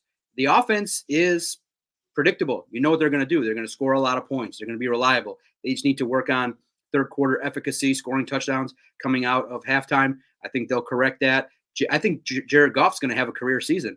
You gave him that much money. There's no way he's going to be uncomfortable. He's going to be married. I encourage the chat to visit Sports Illustrated Swimsuit by visiting si.com. Click that little swimsuit tag, and guess who you'll see? One of the models, Kristen Harper, who gets a lot of love for some reason from Sports Illustrated Swimsuit. I'll let your imagination run wild and check out her page as she promotes the greatest sports brand in history, Sports Illustrated Swimsuit. But he's going to get married. He's going to be fully comfortable. He's going to have a career year. Now it's up to the defense to step up to there. And I think that if you're Aaron Glenn, you got to be irked by the fact that all the NFL love has been given to Ben Johnson. And you're kind of viewed as a guy that's just courtesy invite to be out there, not really a legitimate option. And I think Aaron Glenn would take that personally. And based on the competitiveness that he has, the anger that he has, I think he really wants to be able to deploy his physical, violent system with guys that have talent. And Brad Holmes listened to him and gave him guys that I think have more talent across the board. And now it's make or break for him too, because if this defense doesn't finish in the top half, you may have to, if Ben Johnson leaves, you may have to seriously take a look at upgrading the defensive coordinator spot.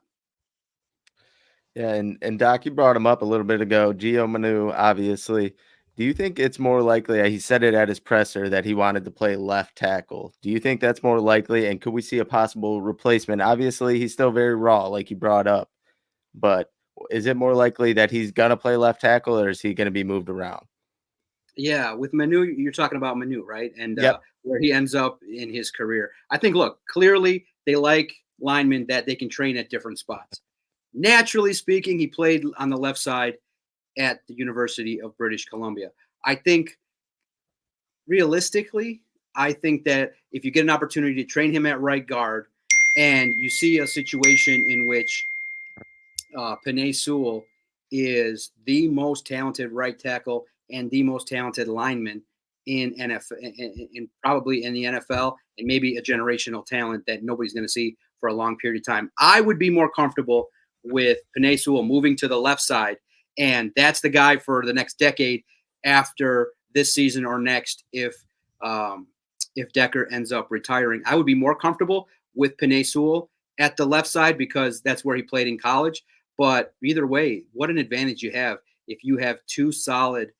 That's going to be a big thing. If Manu hits, and that's a question I did pose to Ray Agnew. I said, hey, you guys have taken two developmental players in these drafts when you could have had more ready-made players. What's the philosophy?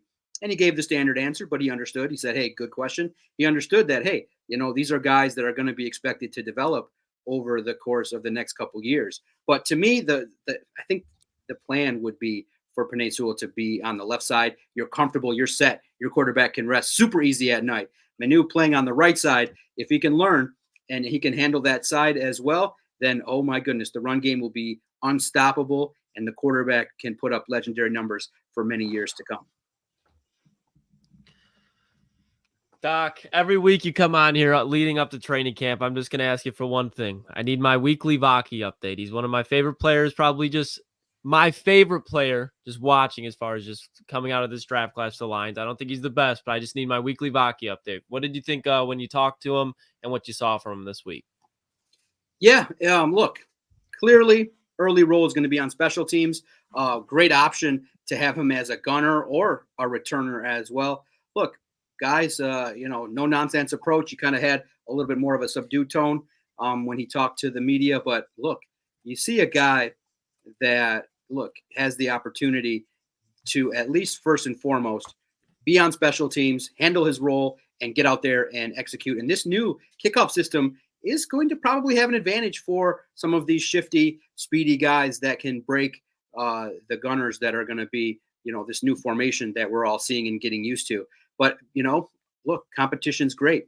I don't see him cracking the top three in terms of early on the depth chart. I think that Craig Reynolds is going to take that as really an opportunity for him to compete and earn his number 3 spot. You saw him have arguably the block of the year last year for Amon-Ra St. Brown in the Tampa game.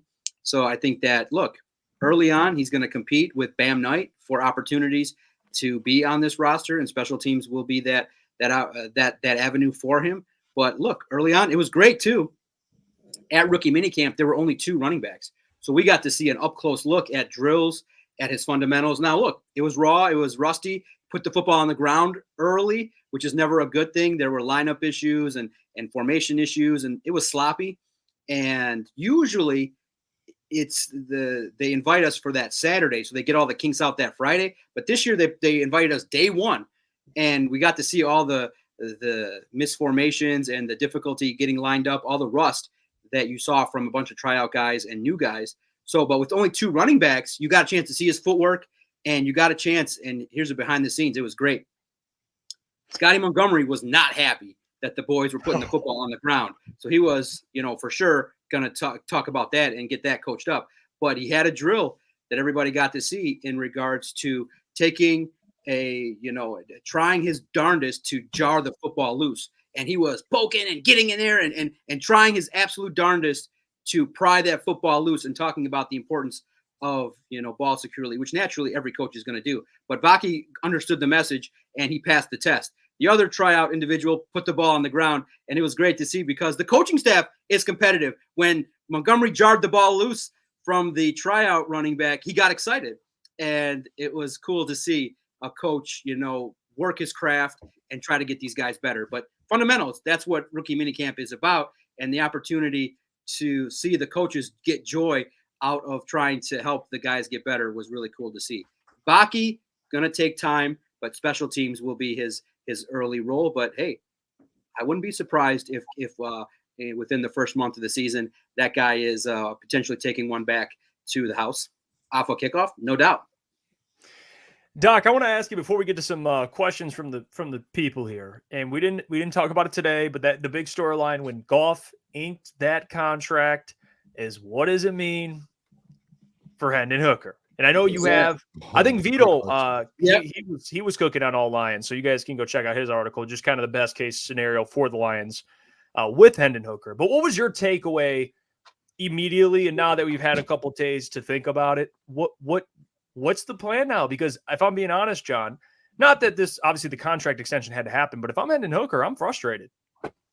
Absolutely. No doubt about it. It's a clear sign, and you probably knew it going in, that this offense was built for Jared Goff. So you want to absorb as much information as you can, and that's what I think he did. He's a true pro.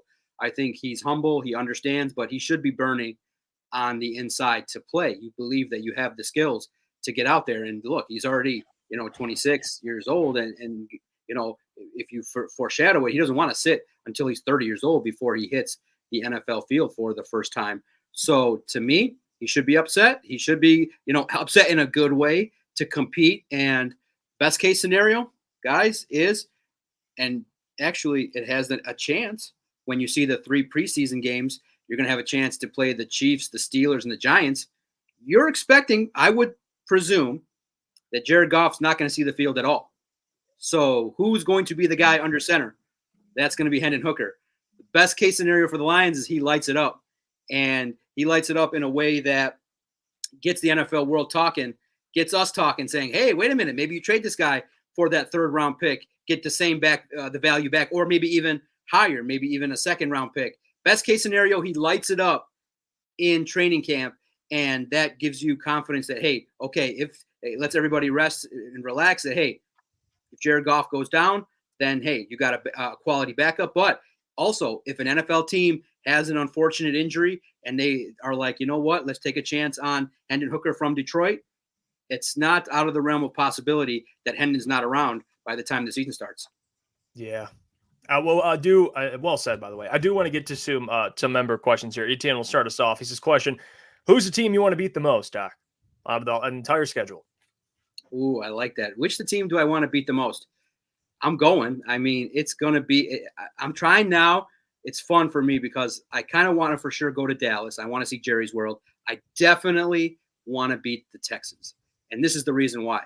It's going to be billed as a Super Bowl preview. Hopefully both teams have a winning record. I want to shine against an opponent that was built in a way that a lot of fans clamor for. You got the exact opposite of. That's why I wrote a column. I don't write too many opinion pieces, but I wrote it and said the Super Bowl I need to see in New Orleans is the Lions and the Texans. You have the exact opposite. Lions have a high-paid quarterback. Texans have a guy under a rookie contract who's shining.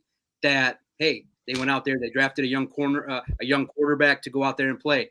I want to see the Lions compete against a team that went out and bought a bunch of free agents, where the Lions kind of targeted guys that are coming off of injury but have high potential. So I want to see that matchup because it's a clash, and we can get some answers to some of these awesome debates that have naturally occurred with how you rebuild, because that would directly put on notice two ways of rebuilding: the way the Texans did it, which I would definitely think a lot of people would like, myself included, and the way the Lions did it, which is a little bit different than what a lot of teams do, but is crafty and is a way in which, hey, draft and develop is not, it's clearly shown, is not a bad way to win some games, including in the playoffs. So Texans for me.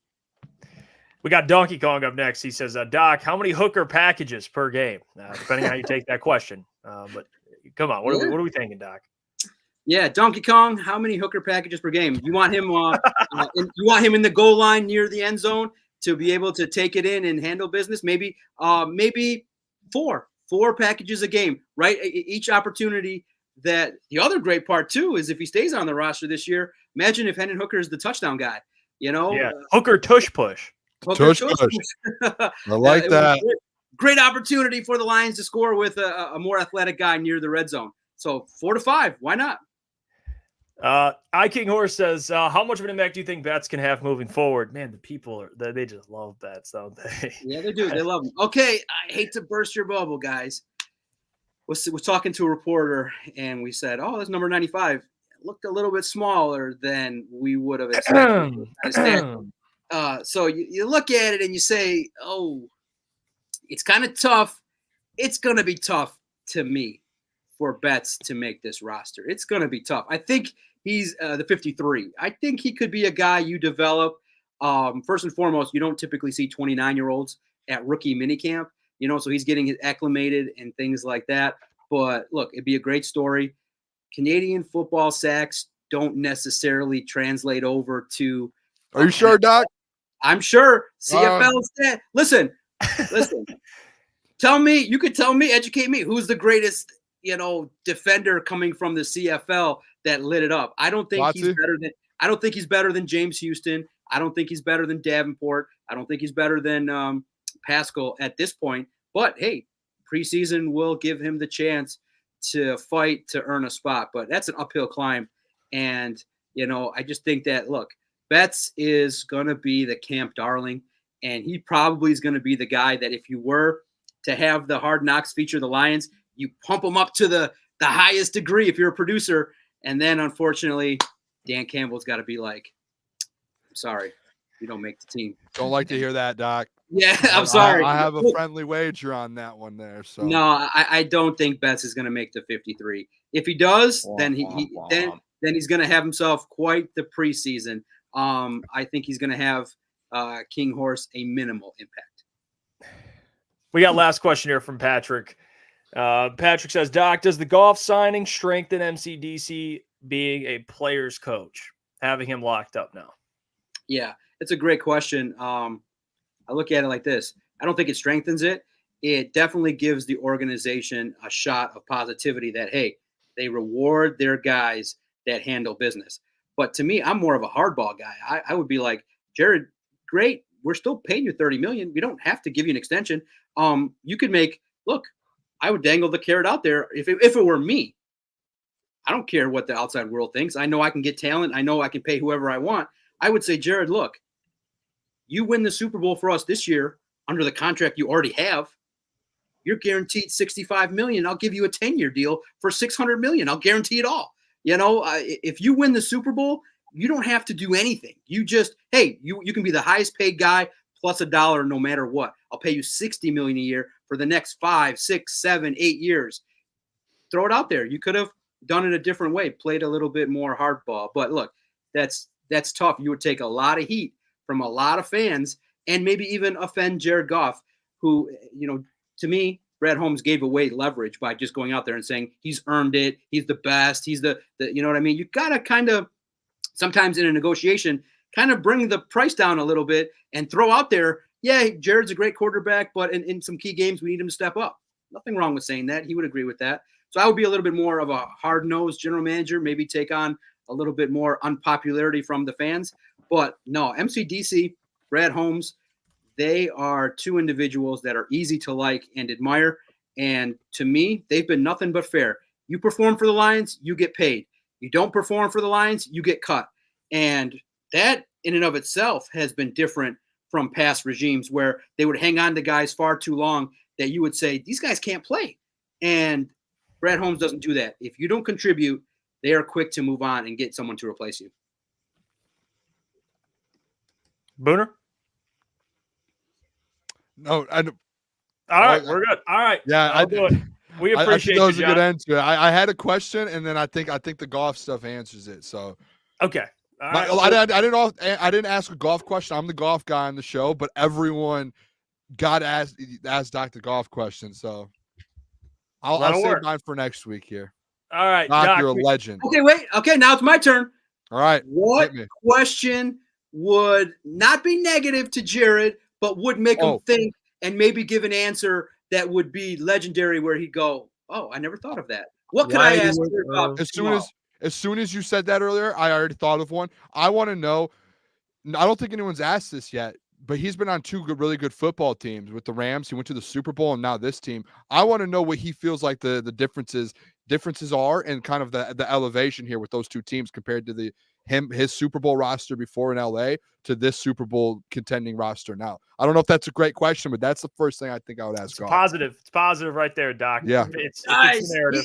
He's been asked that a lot, and he's kind of said, yeah, he's been asked that. He said it's similar. He gave the standard answer, similar but different situations clearly with the Lions building, but there's a lot of similarities to the way in which it's been built and things like that. He's been asked that. I love that question. I should have known that. That's on me. Maybe ask him why he believes he should be the highest or second highest paid quarterback guaranteed wise. Like let him kind of like talk his shit for a second, or why he's worth take it. that one, Doc. I don't know. Okay, that's good. That's positive. Why he's worth the money. I'll tease it a little bit. I was going to go more for a tearjerker question. So I was going to say to him, look, man, what has Brad Holmes meant to you in your life from being a guy that brought you into the league and scouted you as the #1 overall pick, then traded for you and brought you to this situation and now has given you $50 million plus per year? What does it mean?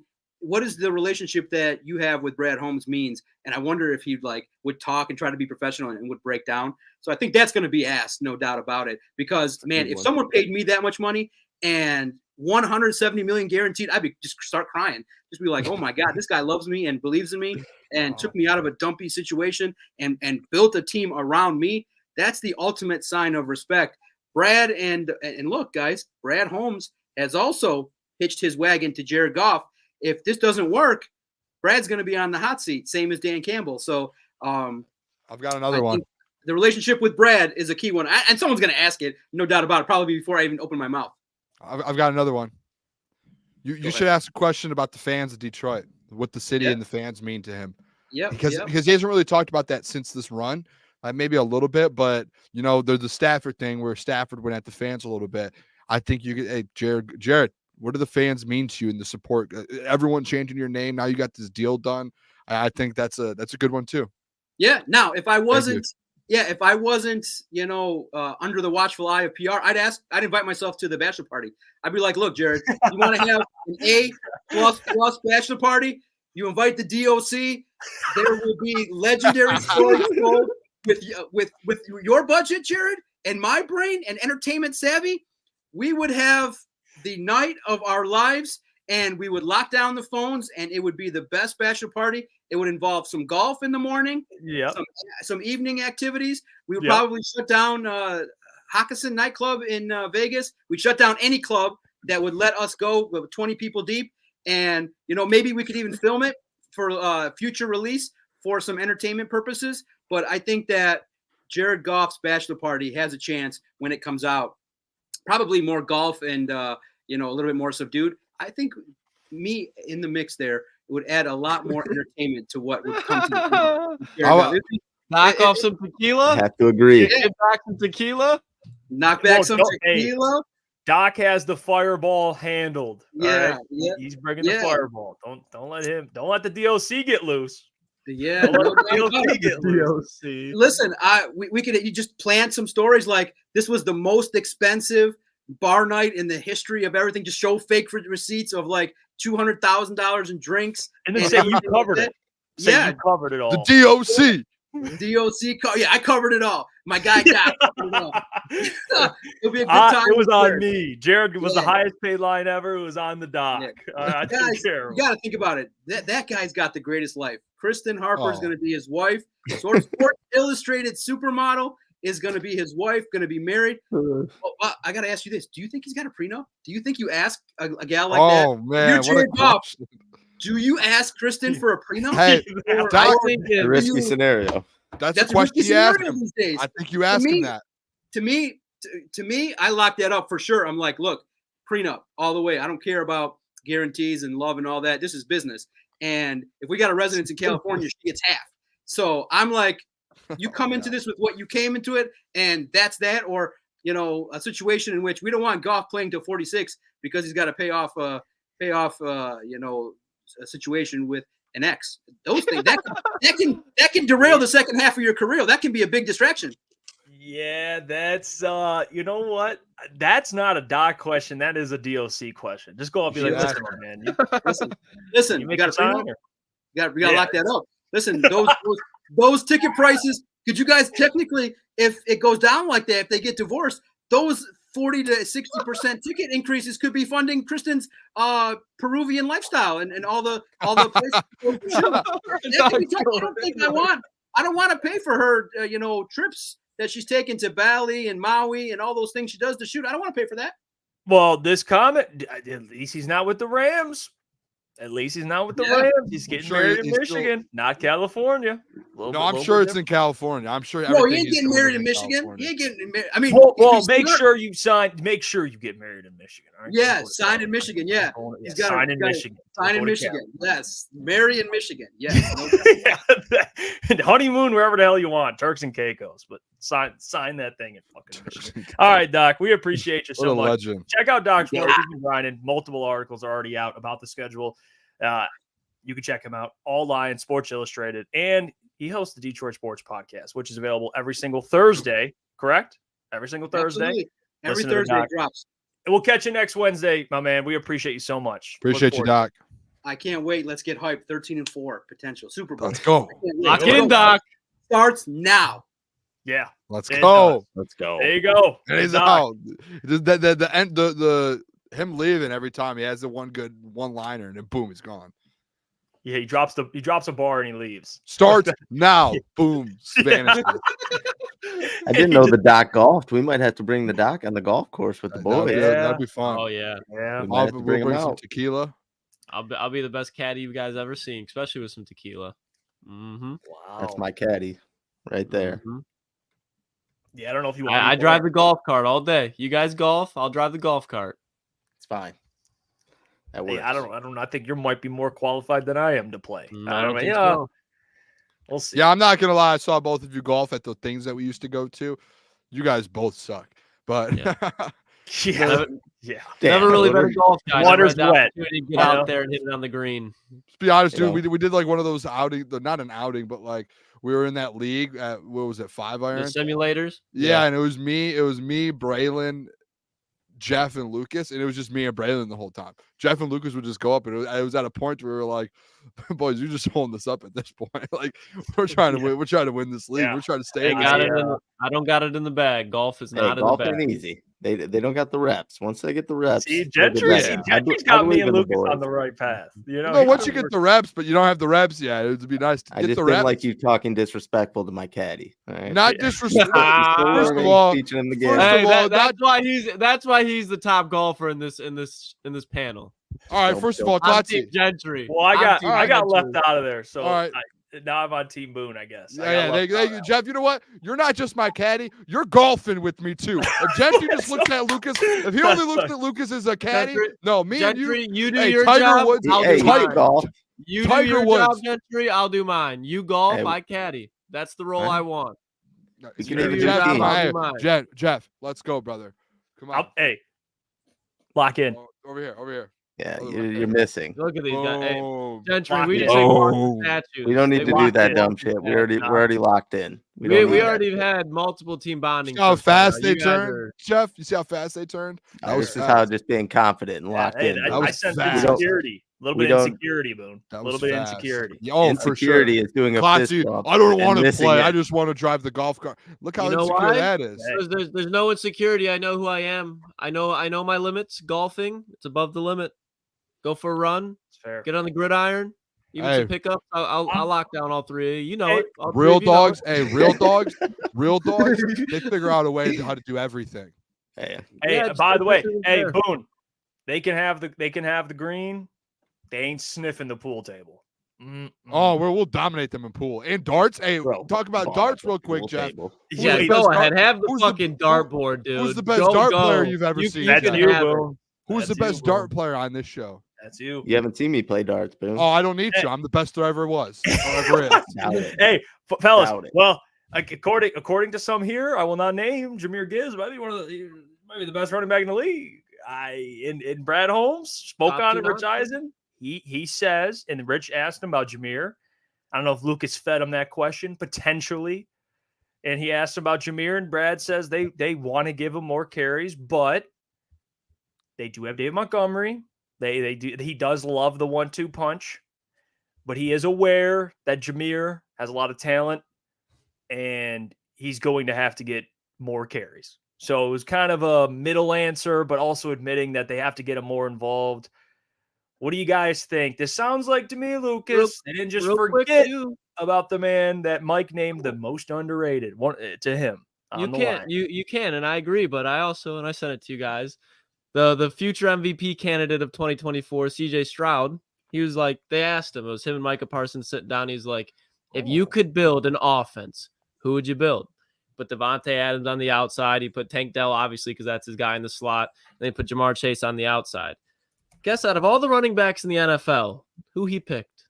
None other than Jahmyr Gibbs, number 26 for the Detroit Lions. And I understand that David Montgomery is still there, as he should be. David Montgomery ran for 1,000 yards this year. David Montgomery is a guy that ran for damn near everything you expected and a little bit more. And he had big breakaway runs. So to say that D-Mont should not get fed is not what I'm saying at all. Jahmyr Gibbs, though, he's going to get in these games where he's just hot. And I think when you're leading in games and you have a running back that's hot, you just keep giving him the ball.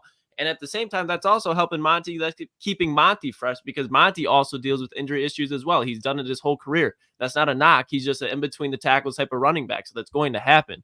Jahmyr Gibbs is just too good of a football player to not give the ball in big games. Like going into Houston, he's going to have to be the focal point outside of Amon-Ra St. Brown. So I just think in big games, Jahmyr Gibbs is going to be that guy, and it's going to show on the production board. Damn, he had a narrative to beat my narrative. I didn't like that. But fellas, what'd you think of what Brad said and what CJ said? Because I did catch that as well. We've been talking about this for months now. It's Jahmyr Gibbs has to get more touches. When you have a guy like that on your team, whether you have D-Matt, whether you have Sam, whoever you have, when you have one of the best players in the NFL, yes, one of the best players in the NFL, his ceiling is the ceiling of a Christian McCaffrey, a Saquon Barkley at his best. Those guys. That is what Jahmyr Gibbs does. It is a clear weapon you have on your football team. And when you have a guy like that on your team, you have to find a way to get him the ball. And yeah, last year you got him the ball, but as down the stretch in the playoffs, everything, you saw that. And then just looking at the schedule, like we talked about it all day today, the schedule, you have some tough games and you're going for the 1 seed here. And yeah, maybe you want to kind of preserve him for the playoffs kind of long term as well. The next couple of years, you don't want to beat him up. But I mean, dude, again, it's one of the best weapons in the entire NFL. There's no reason to keep the ball out of his hands. You have to find a way, whether that's taking the ball. You know, we talk about the replacement for Josh Reynolds, and we think JMO, yeah, he's going to step up, and DPJ is going to step up. But guess what? Josh Reynolds leaves, and that opens up more spots for a guy like Jahmyr Gibbs, whether he goes in the slot, moves around a little bit, and he's going to get more touches out of that as well. So that's where I'm at with it. I think Jahmyr Gibbs for sure needs to get more touches. He's going to be one of the best. He's going to have a chance at Offensive Player of the Year at one point, whether it's this year or the following year. He's going to have a chance at it.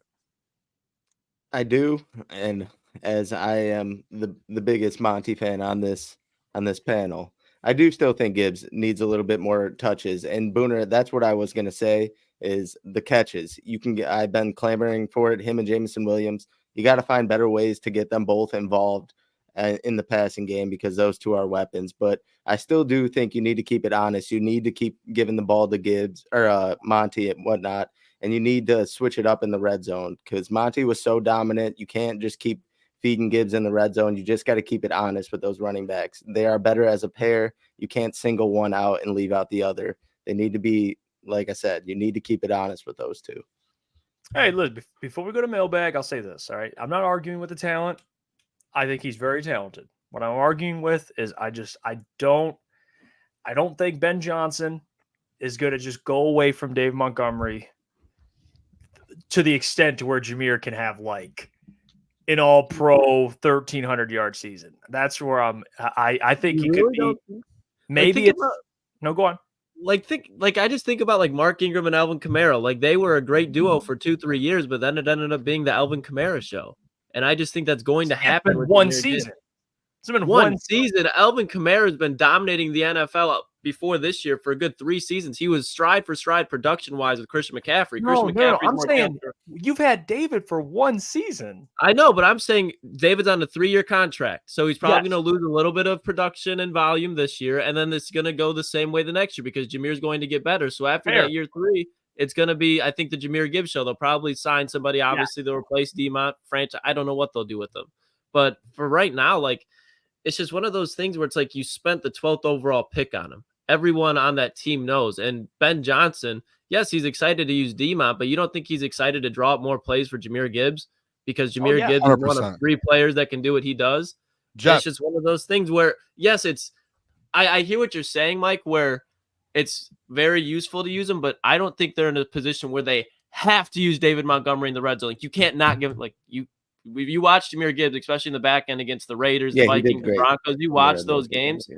You don't need David. It's a luxury to have him, and I'm very happy to have him, especially when you talk about the frame of Jahmyr. But you don't need David Montgomery. Jahmyr Gibbs is a guy that can do it all. I disagree. I think you do need David Montgomery in a certain extent because David Montgomery, you've seen down the stretch, he was even getting those bully yards. Even when stuff wasn't working with Gibbs, you could throw in David Montgomery and the rush game was still effective. So totally taking him out of the equation. Yeah, but I'm saying like specifically in the red zone. Oh, yeah. And no, to be honest, Gibbs did fantastic towards the end of the season in the red zone. But I still, like I said, you just got to keep it honest. You can't just run one or the other, especially when you get down there because they both have been so successful. So keeping those packages honest, keeping them both in there. You can't just have DeMont out there on every single pass play, blocking, whatnot. You got to keep it honest. And those two, like I said, they're better as a pair. Well said. I'm with Tyler. Like Tyler said, give 2 to 3, even 4 touches more to Gibbs, but that comes out of DeMont. There you go. So instead of getting, 13 carries or 14 carries, maybe DeMont gets 10. But I don't think it's going to be like 4 carries for DeMont and like 14 for Jahmyr. It's not like it's not going to be like that. Monty averaged damn near 5 yards last year per carry? Yeah. I believe so. So you give him 11, 12 carries, you give Jahmyr 15, 16 to that point. Like, I think that's a great balance. And then Jahmyr's going to get 5, 4, 5, 6 catches. I think that'd be the perfect balance. I still think DeMont's going to get more than 11 carries a game. I'm saying like averaging because you do that through the course of a season. I mean, 11 I think they're 17. still. The thing is, it's like I think I'm with you, Klotz. Like you have to give Jahmyr Gibbs the ball more. He's the better playmaker. So you want to get the playmakers the ball more. DeMont. How many carries you think? I guess I got to see how many they each averaged last year to be able to kind of get that kind of idea. But just to me, though, more so just thinking about it, it's like DeMont's not a scrub at the end of the day. Like he's not a scrub at all. That's why like getting him down. So last year he averaged, I can just do the math real quick. He had 219 carries and played in 14 games. He averaged almost 6. He averaged 15.6 a game. He's not going to go from 15 to an average to 11. Like I would understand if Jahmyr Gibbs, like, yeah, I know Jahmyr Gibbs is a playmaker. And again, Klotz, I agree with you on all this, but you have to look at the DeMont side of things. Is if DeMont was averaging 2 or 3 yards per carry and was just an average back in the NFL, then you could say, oh yeah, maybe they're going to go less. he's still going to end up getting 14 to 15 carries a game. Where are you making the case for us right now? Where Jahmyr Gibbs, hey, why don't you let me finish over there, Juicy J? Huh? No, Jahmyr Gibbs is going to get more touches. It's going to be out of the backfield catching the ball and finding those ways. And essentially, you're probably going to see, you might see, I know we ran the ball a lot. You might see a couple more running plays out of Ben Johnson and more plays set up for Jahmyr Gibbs outside of just normal running plays. So that's where I think they're going to start integrating more for Jahmyr Gibbs, putting him in positions to make plays and be a playmaker. But still with Demont, like, who's going to be the first back out on the field to establish the run? I think that's going to be Demont, as always. That's the type of back. That's where I disagree. I think this year it should be, because Jahmyr's the type of guy that can put you in front. Demont's a guy that can wear you down. I would love Jahmyr that's to be what like you do to start the game is you want to wear him down. I say, and this is where I'm coming from, Jahmyr's a guy that can go now. Jahmyr's a guy that can just light up a defense right now, takes him 2 or 3 plays. You get up ahead, and then in the second half, you start wearing that defense down with David Montgomery. And then, okay, now let's insert Jahmyr Gibbs for a couple plays to go get a big yards game. But then you just start wearing the defense down in the second half when you're up. That's where I think Demont can be really effective this year. I don't want to act like Demont shouldn't get carries, but I'm saying Jahmyr Gibbs, and I fully believe, is a guy that can rush for 12 to 1,300 yards this year. Maybe a little bit less, but total yards, he's probably going to have 1,500 scrimmage yards at the bare minimum. I think he's going to need to at least have 3-4 more carries to do so, and that's going to take 3-4 more carries, maybe 2 away from Demont. I think that's just, it has to happen for the production to go up. I don't think it's going to be all out of the backfield, because we love what Jahmyr can be, but we all got to face it at some point that Jahmyr was very inconsistent out of the backfield catching the ball. Like, he's going to take a little bit more time developing too. Who, Jahmyr? Yeah, he especially Jahmyr did it at the end of the year, but he did it the second half of the year, so I don't think that's even an issue. I think they're going to get him the ball out of the backfield like that anyways in the pass game. I think Demont, I'm with Klotz. Like, Klotzy, this is where you lose me a little. You kind of this is where you lose me a little bit. It's like, I feel like a little bit you're a little like, I think Jahmyr Gibbs could be an offensive player of the year candidate at some point. But he's like, going to have to get more carries. He will, but you got to think, it's like, like, you're acting like Demont's like Jamal Williams, where he's nothing. Like, this is where I get annoyed. This is where I get annoyed. Hold on, let me finish. I literally said Demont. I said, are you gonna let me talk, or are you gonna keep talking? What are we doing? You just said, I said the man was Jamal Williams. You let me finish my point, please. Then use some. I didn't say you said that. An author. All right, let's move on from this one, because he's just going to talk, and that man just knows ball. Explain, Lucas. I didn't say you actually said it. I said essentially you're saying he's like a Jamal, to where it's take the carries away from him, give him 11 a game instead of the 16 he was getting. No, take a couple away if you need to, but you're going to add more run plays, and you're going to add more opportunities for Jahmyr Gibbs in different situations to get the ball. Like, you're going to have to do that. You can't sit there. A guy who averaged 5 yards a carry a Demont, yes, it's in a different situation. He's not a playmaker like Gibbs. I am on your side. Gibbs needs the ball in his hands more. But Demont, when it comes down to it, wearing a team down, like you said, you're not going to go from 16 to 10 carries or 11 carries a game. He's in a legit running back in the league. What I mean about the Jamal Williams thing is, if Demont goes to a different team, he's going to dominate, just like Jamal didn't. He just did that in Detroit because of he got fed the ball. Demont is a good football player. Yeah, that's why he is an absolute dog. With Sam Flannel saying Demont is the last thing from Jamal Williams. Yeah. I was giving an example. That's all it was. I didn't say you said that. Like, you got to listen a little bit. I listened loud and clear. That's why I was appalled by what you just get offended quick without listening to things. I'm just, don't put words in my mouth that I didn't say. Okay, move on. I mean, this man just always. Mailbag. I'm not gonna lie. Boone was kind of making some points for me and Gentry there, though, at the end. That's what I was confused. I just don't know how. Like, I feel like switch up. It's just like, it's obvious. Like, you're not just taking the ball out of Demont's hand. Wait, come to the good side.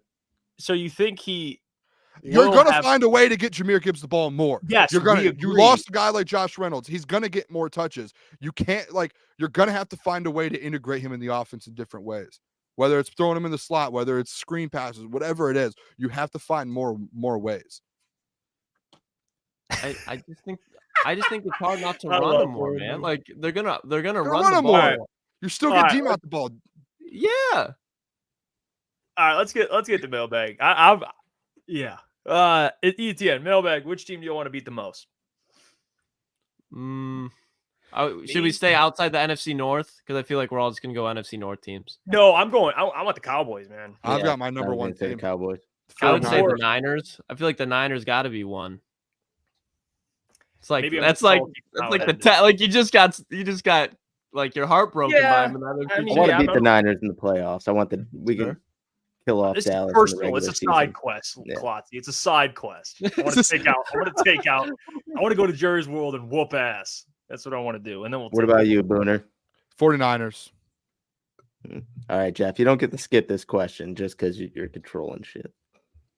I wasn't trying to skip the question. You're, I don't know. boy, Mail- picking and choosing always. What? Oh, damn! Now what happened? Now the show's getting toxic. Gentry's coming at me now. I don't know. Mailbag. What does our residential Bears fan think about Chicago now starting divisional play until Week 11? I could give a fuck. I don't know. Why do I have to weigh in on the Bears situation? I don't know. It's going to be an interesting stretch of games. There you go. Clip that for Bears Twitter, you motherfuckers. All right, let's move on. No, actually, I don't know. I saw it. It's weird, but hey, just how the schedule falls. So You I think the talk it over Bears. with Caleb. Huh? You talk it over with Caleb. The schedule. Yeah, tried to get me to paint my nails, so I refused. We're in a bit of a riff right now, so shit happens. Yeah.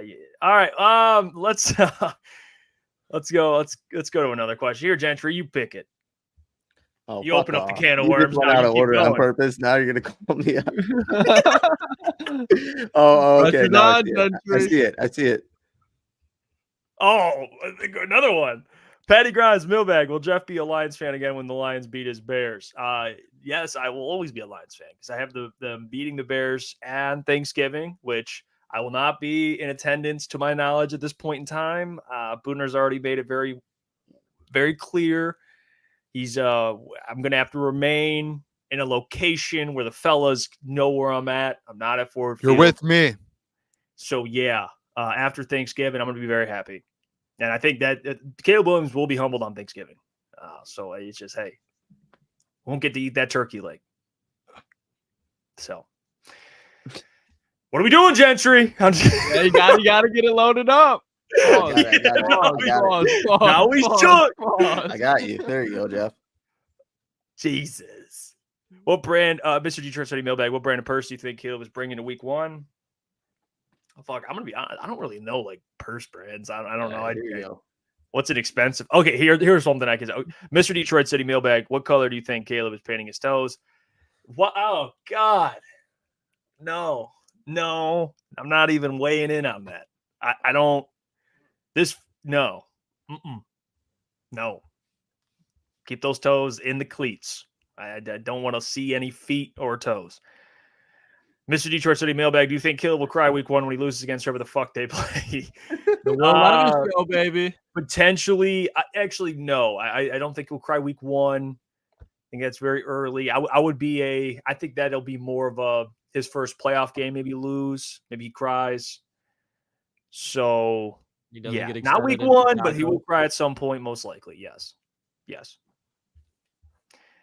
Jesse Adams Mailbag. Is anyone buying NCAA college football 25 this summer? Second question. Well, actually, first question. Yeah, hell yeah. I know the boys. I'll have it for sure. Fuck yeah. Give me the deluxe edition, $150.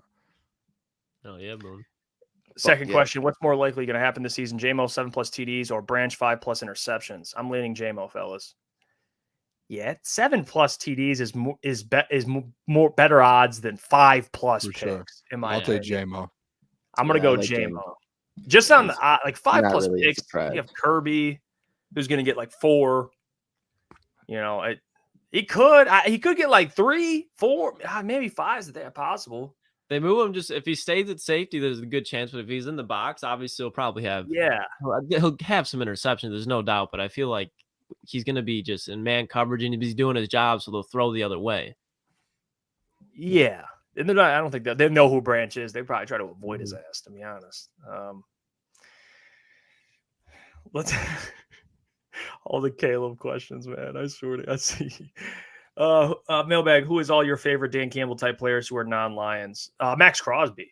First one that comes into my head. That's a Dan Campbell guy, fellas. Absolute dog. Would you guys consider AJ Brown one? Because I know people always talk about off in the locker room, but it's like every player in Philly had a report about them at some point last season. Because he was a Mike Vrabel guy. Mike Vrabel was pissed when he left. I feel like if you're a Mike Vrabel guy, that aligns with Dan Campbell. I think Dan and him would be tight. I think he'd be cool with Dan. AJ Brown? I'm going TJ Watt. That's a good one. Watt. Yeah, it doesn't help. We're just naming white guys, to be honest. It's kind of. Come on. AJ Brown's probably like my. We're just going. When it was AJ Brown white? No, okay, Jesus, Booner. I was kidding. I mean, we said two guys. You said AJ Brown and TJ Watt. I said Max Crosby. Did you listen? Oh, no, I didn't hear that. He wasn't listening. Okay. Your mic cut out, dude. Maybe fix your mic over there. Well, yeah, we're just naming white. Who do you got, Boone? Oh, that's a tough Alex one. Anzalone. No, I'm just kidding. Name oh my God. Jared Goff. No. It's a non-lion. Non-lion. Non-lion. Oh, a non-lion? That's it right Lock in, there. Boone. Lock in, Boone. He's trying to Max Crosby. get out of here. I could say the same thing. Actually, no. Give me my second favorite player in the whole league, TJ Watt. Okay. All right. All right. Last one here. Our boy Eric tapping in from St. Louis. He gets the All last purpose. one. 900 all purpose. Yes. Ooh. Tufunga from the Niners. He'd be a fucking great one. Or Hufunga, I mean. Fucking crazy Samoan guy. Is he? Did the Crazy Samoan? That sounds like a Detroit Lion. No, he's Samoan. Okay. He's not. Yeah, we won't count that one. That's a good one. That's a good one. Keep the show kind of PC. We're not leaning one side. We got a good balance. A couple white guys. You got a black guy. We got a Samoan guy. There you go. Jesus Christ. Jeff, man. Eric Anderson. Mailbag. We got it all. 900 all-purpose yards. Yes. Not receiving. Well, receiving. That's tough. I don't know. I think he falls short. I think he gets like 8, maybe 9. You know. That 9 is like, I think that's like, I don't think he gets 1,000. So I think 9, it's 7 or 8 with like 100 or 200 Yeah, rushing. I think it's like 7, 8. Yeah. Yeah. Damn, I'm with you guys. I'm going to say no, but it's not all. I think it's right. He's right there. I think probably gets like $150 on the ground. Maybe. Yeah. Like ceiling. All right, we'll end it there. Yeah, I'm with you guys. At 900. If he does, great. You'll have 3 guys, almost 1,000 yards. 2 with 1,000, I think. But 3, damn, that'd be great. We'll get out of here. Have a good rest of your night, everybody. We'll catch you tomorrow. We're going to try and get Mike on. Can't wait. Talking to him today. So that'll be a great, great guest. So tune in tomorrow for it. Follow us on all social media platforms at Official CT Pod and at Official CT Sports on Instagram. Yes. So check that out. And subscribe. We're almost at 7,000 subscribers. So appreciate all you for all the love. You can check out. We posted 3 videos a day. We'll have another 3 tomorrow. So until tomorrow, God bless you all. And Love you guys. Deuces. Peace.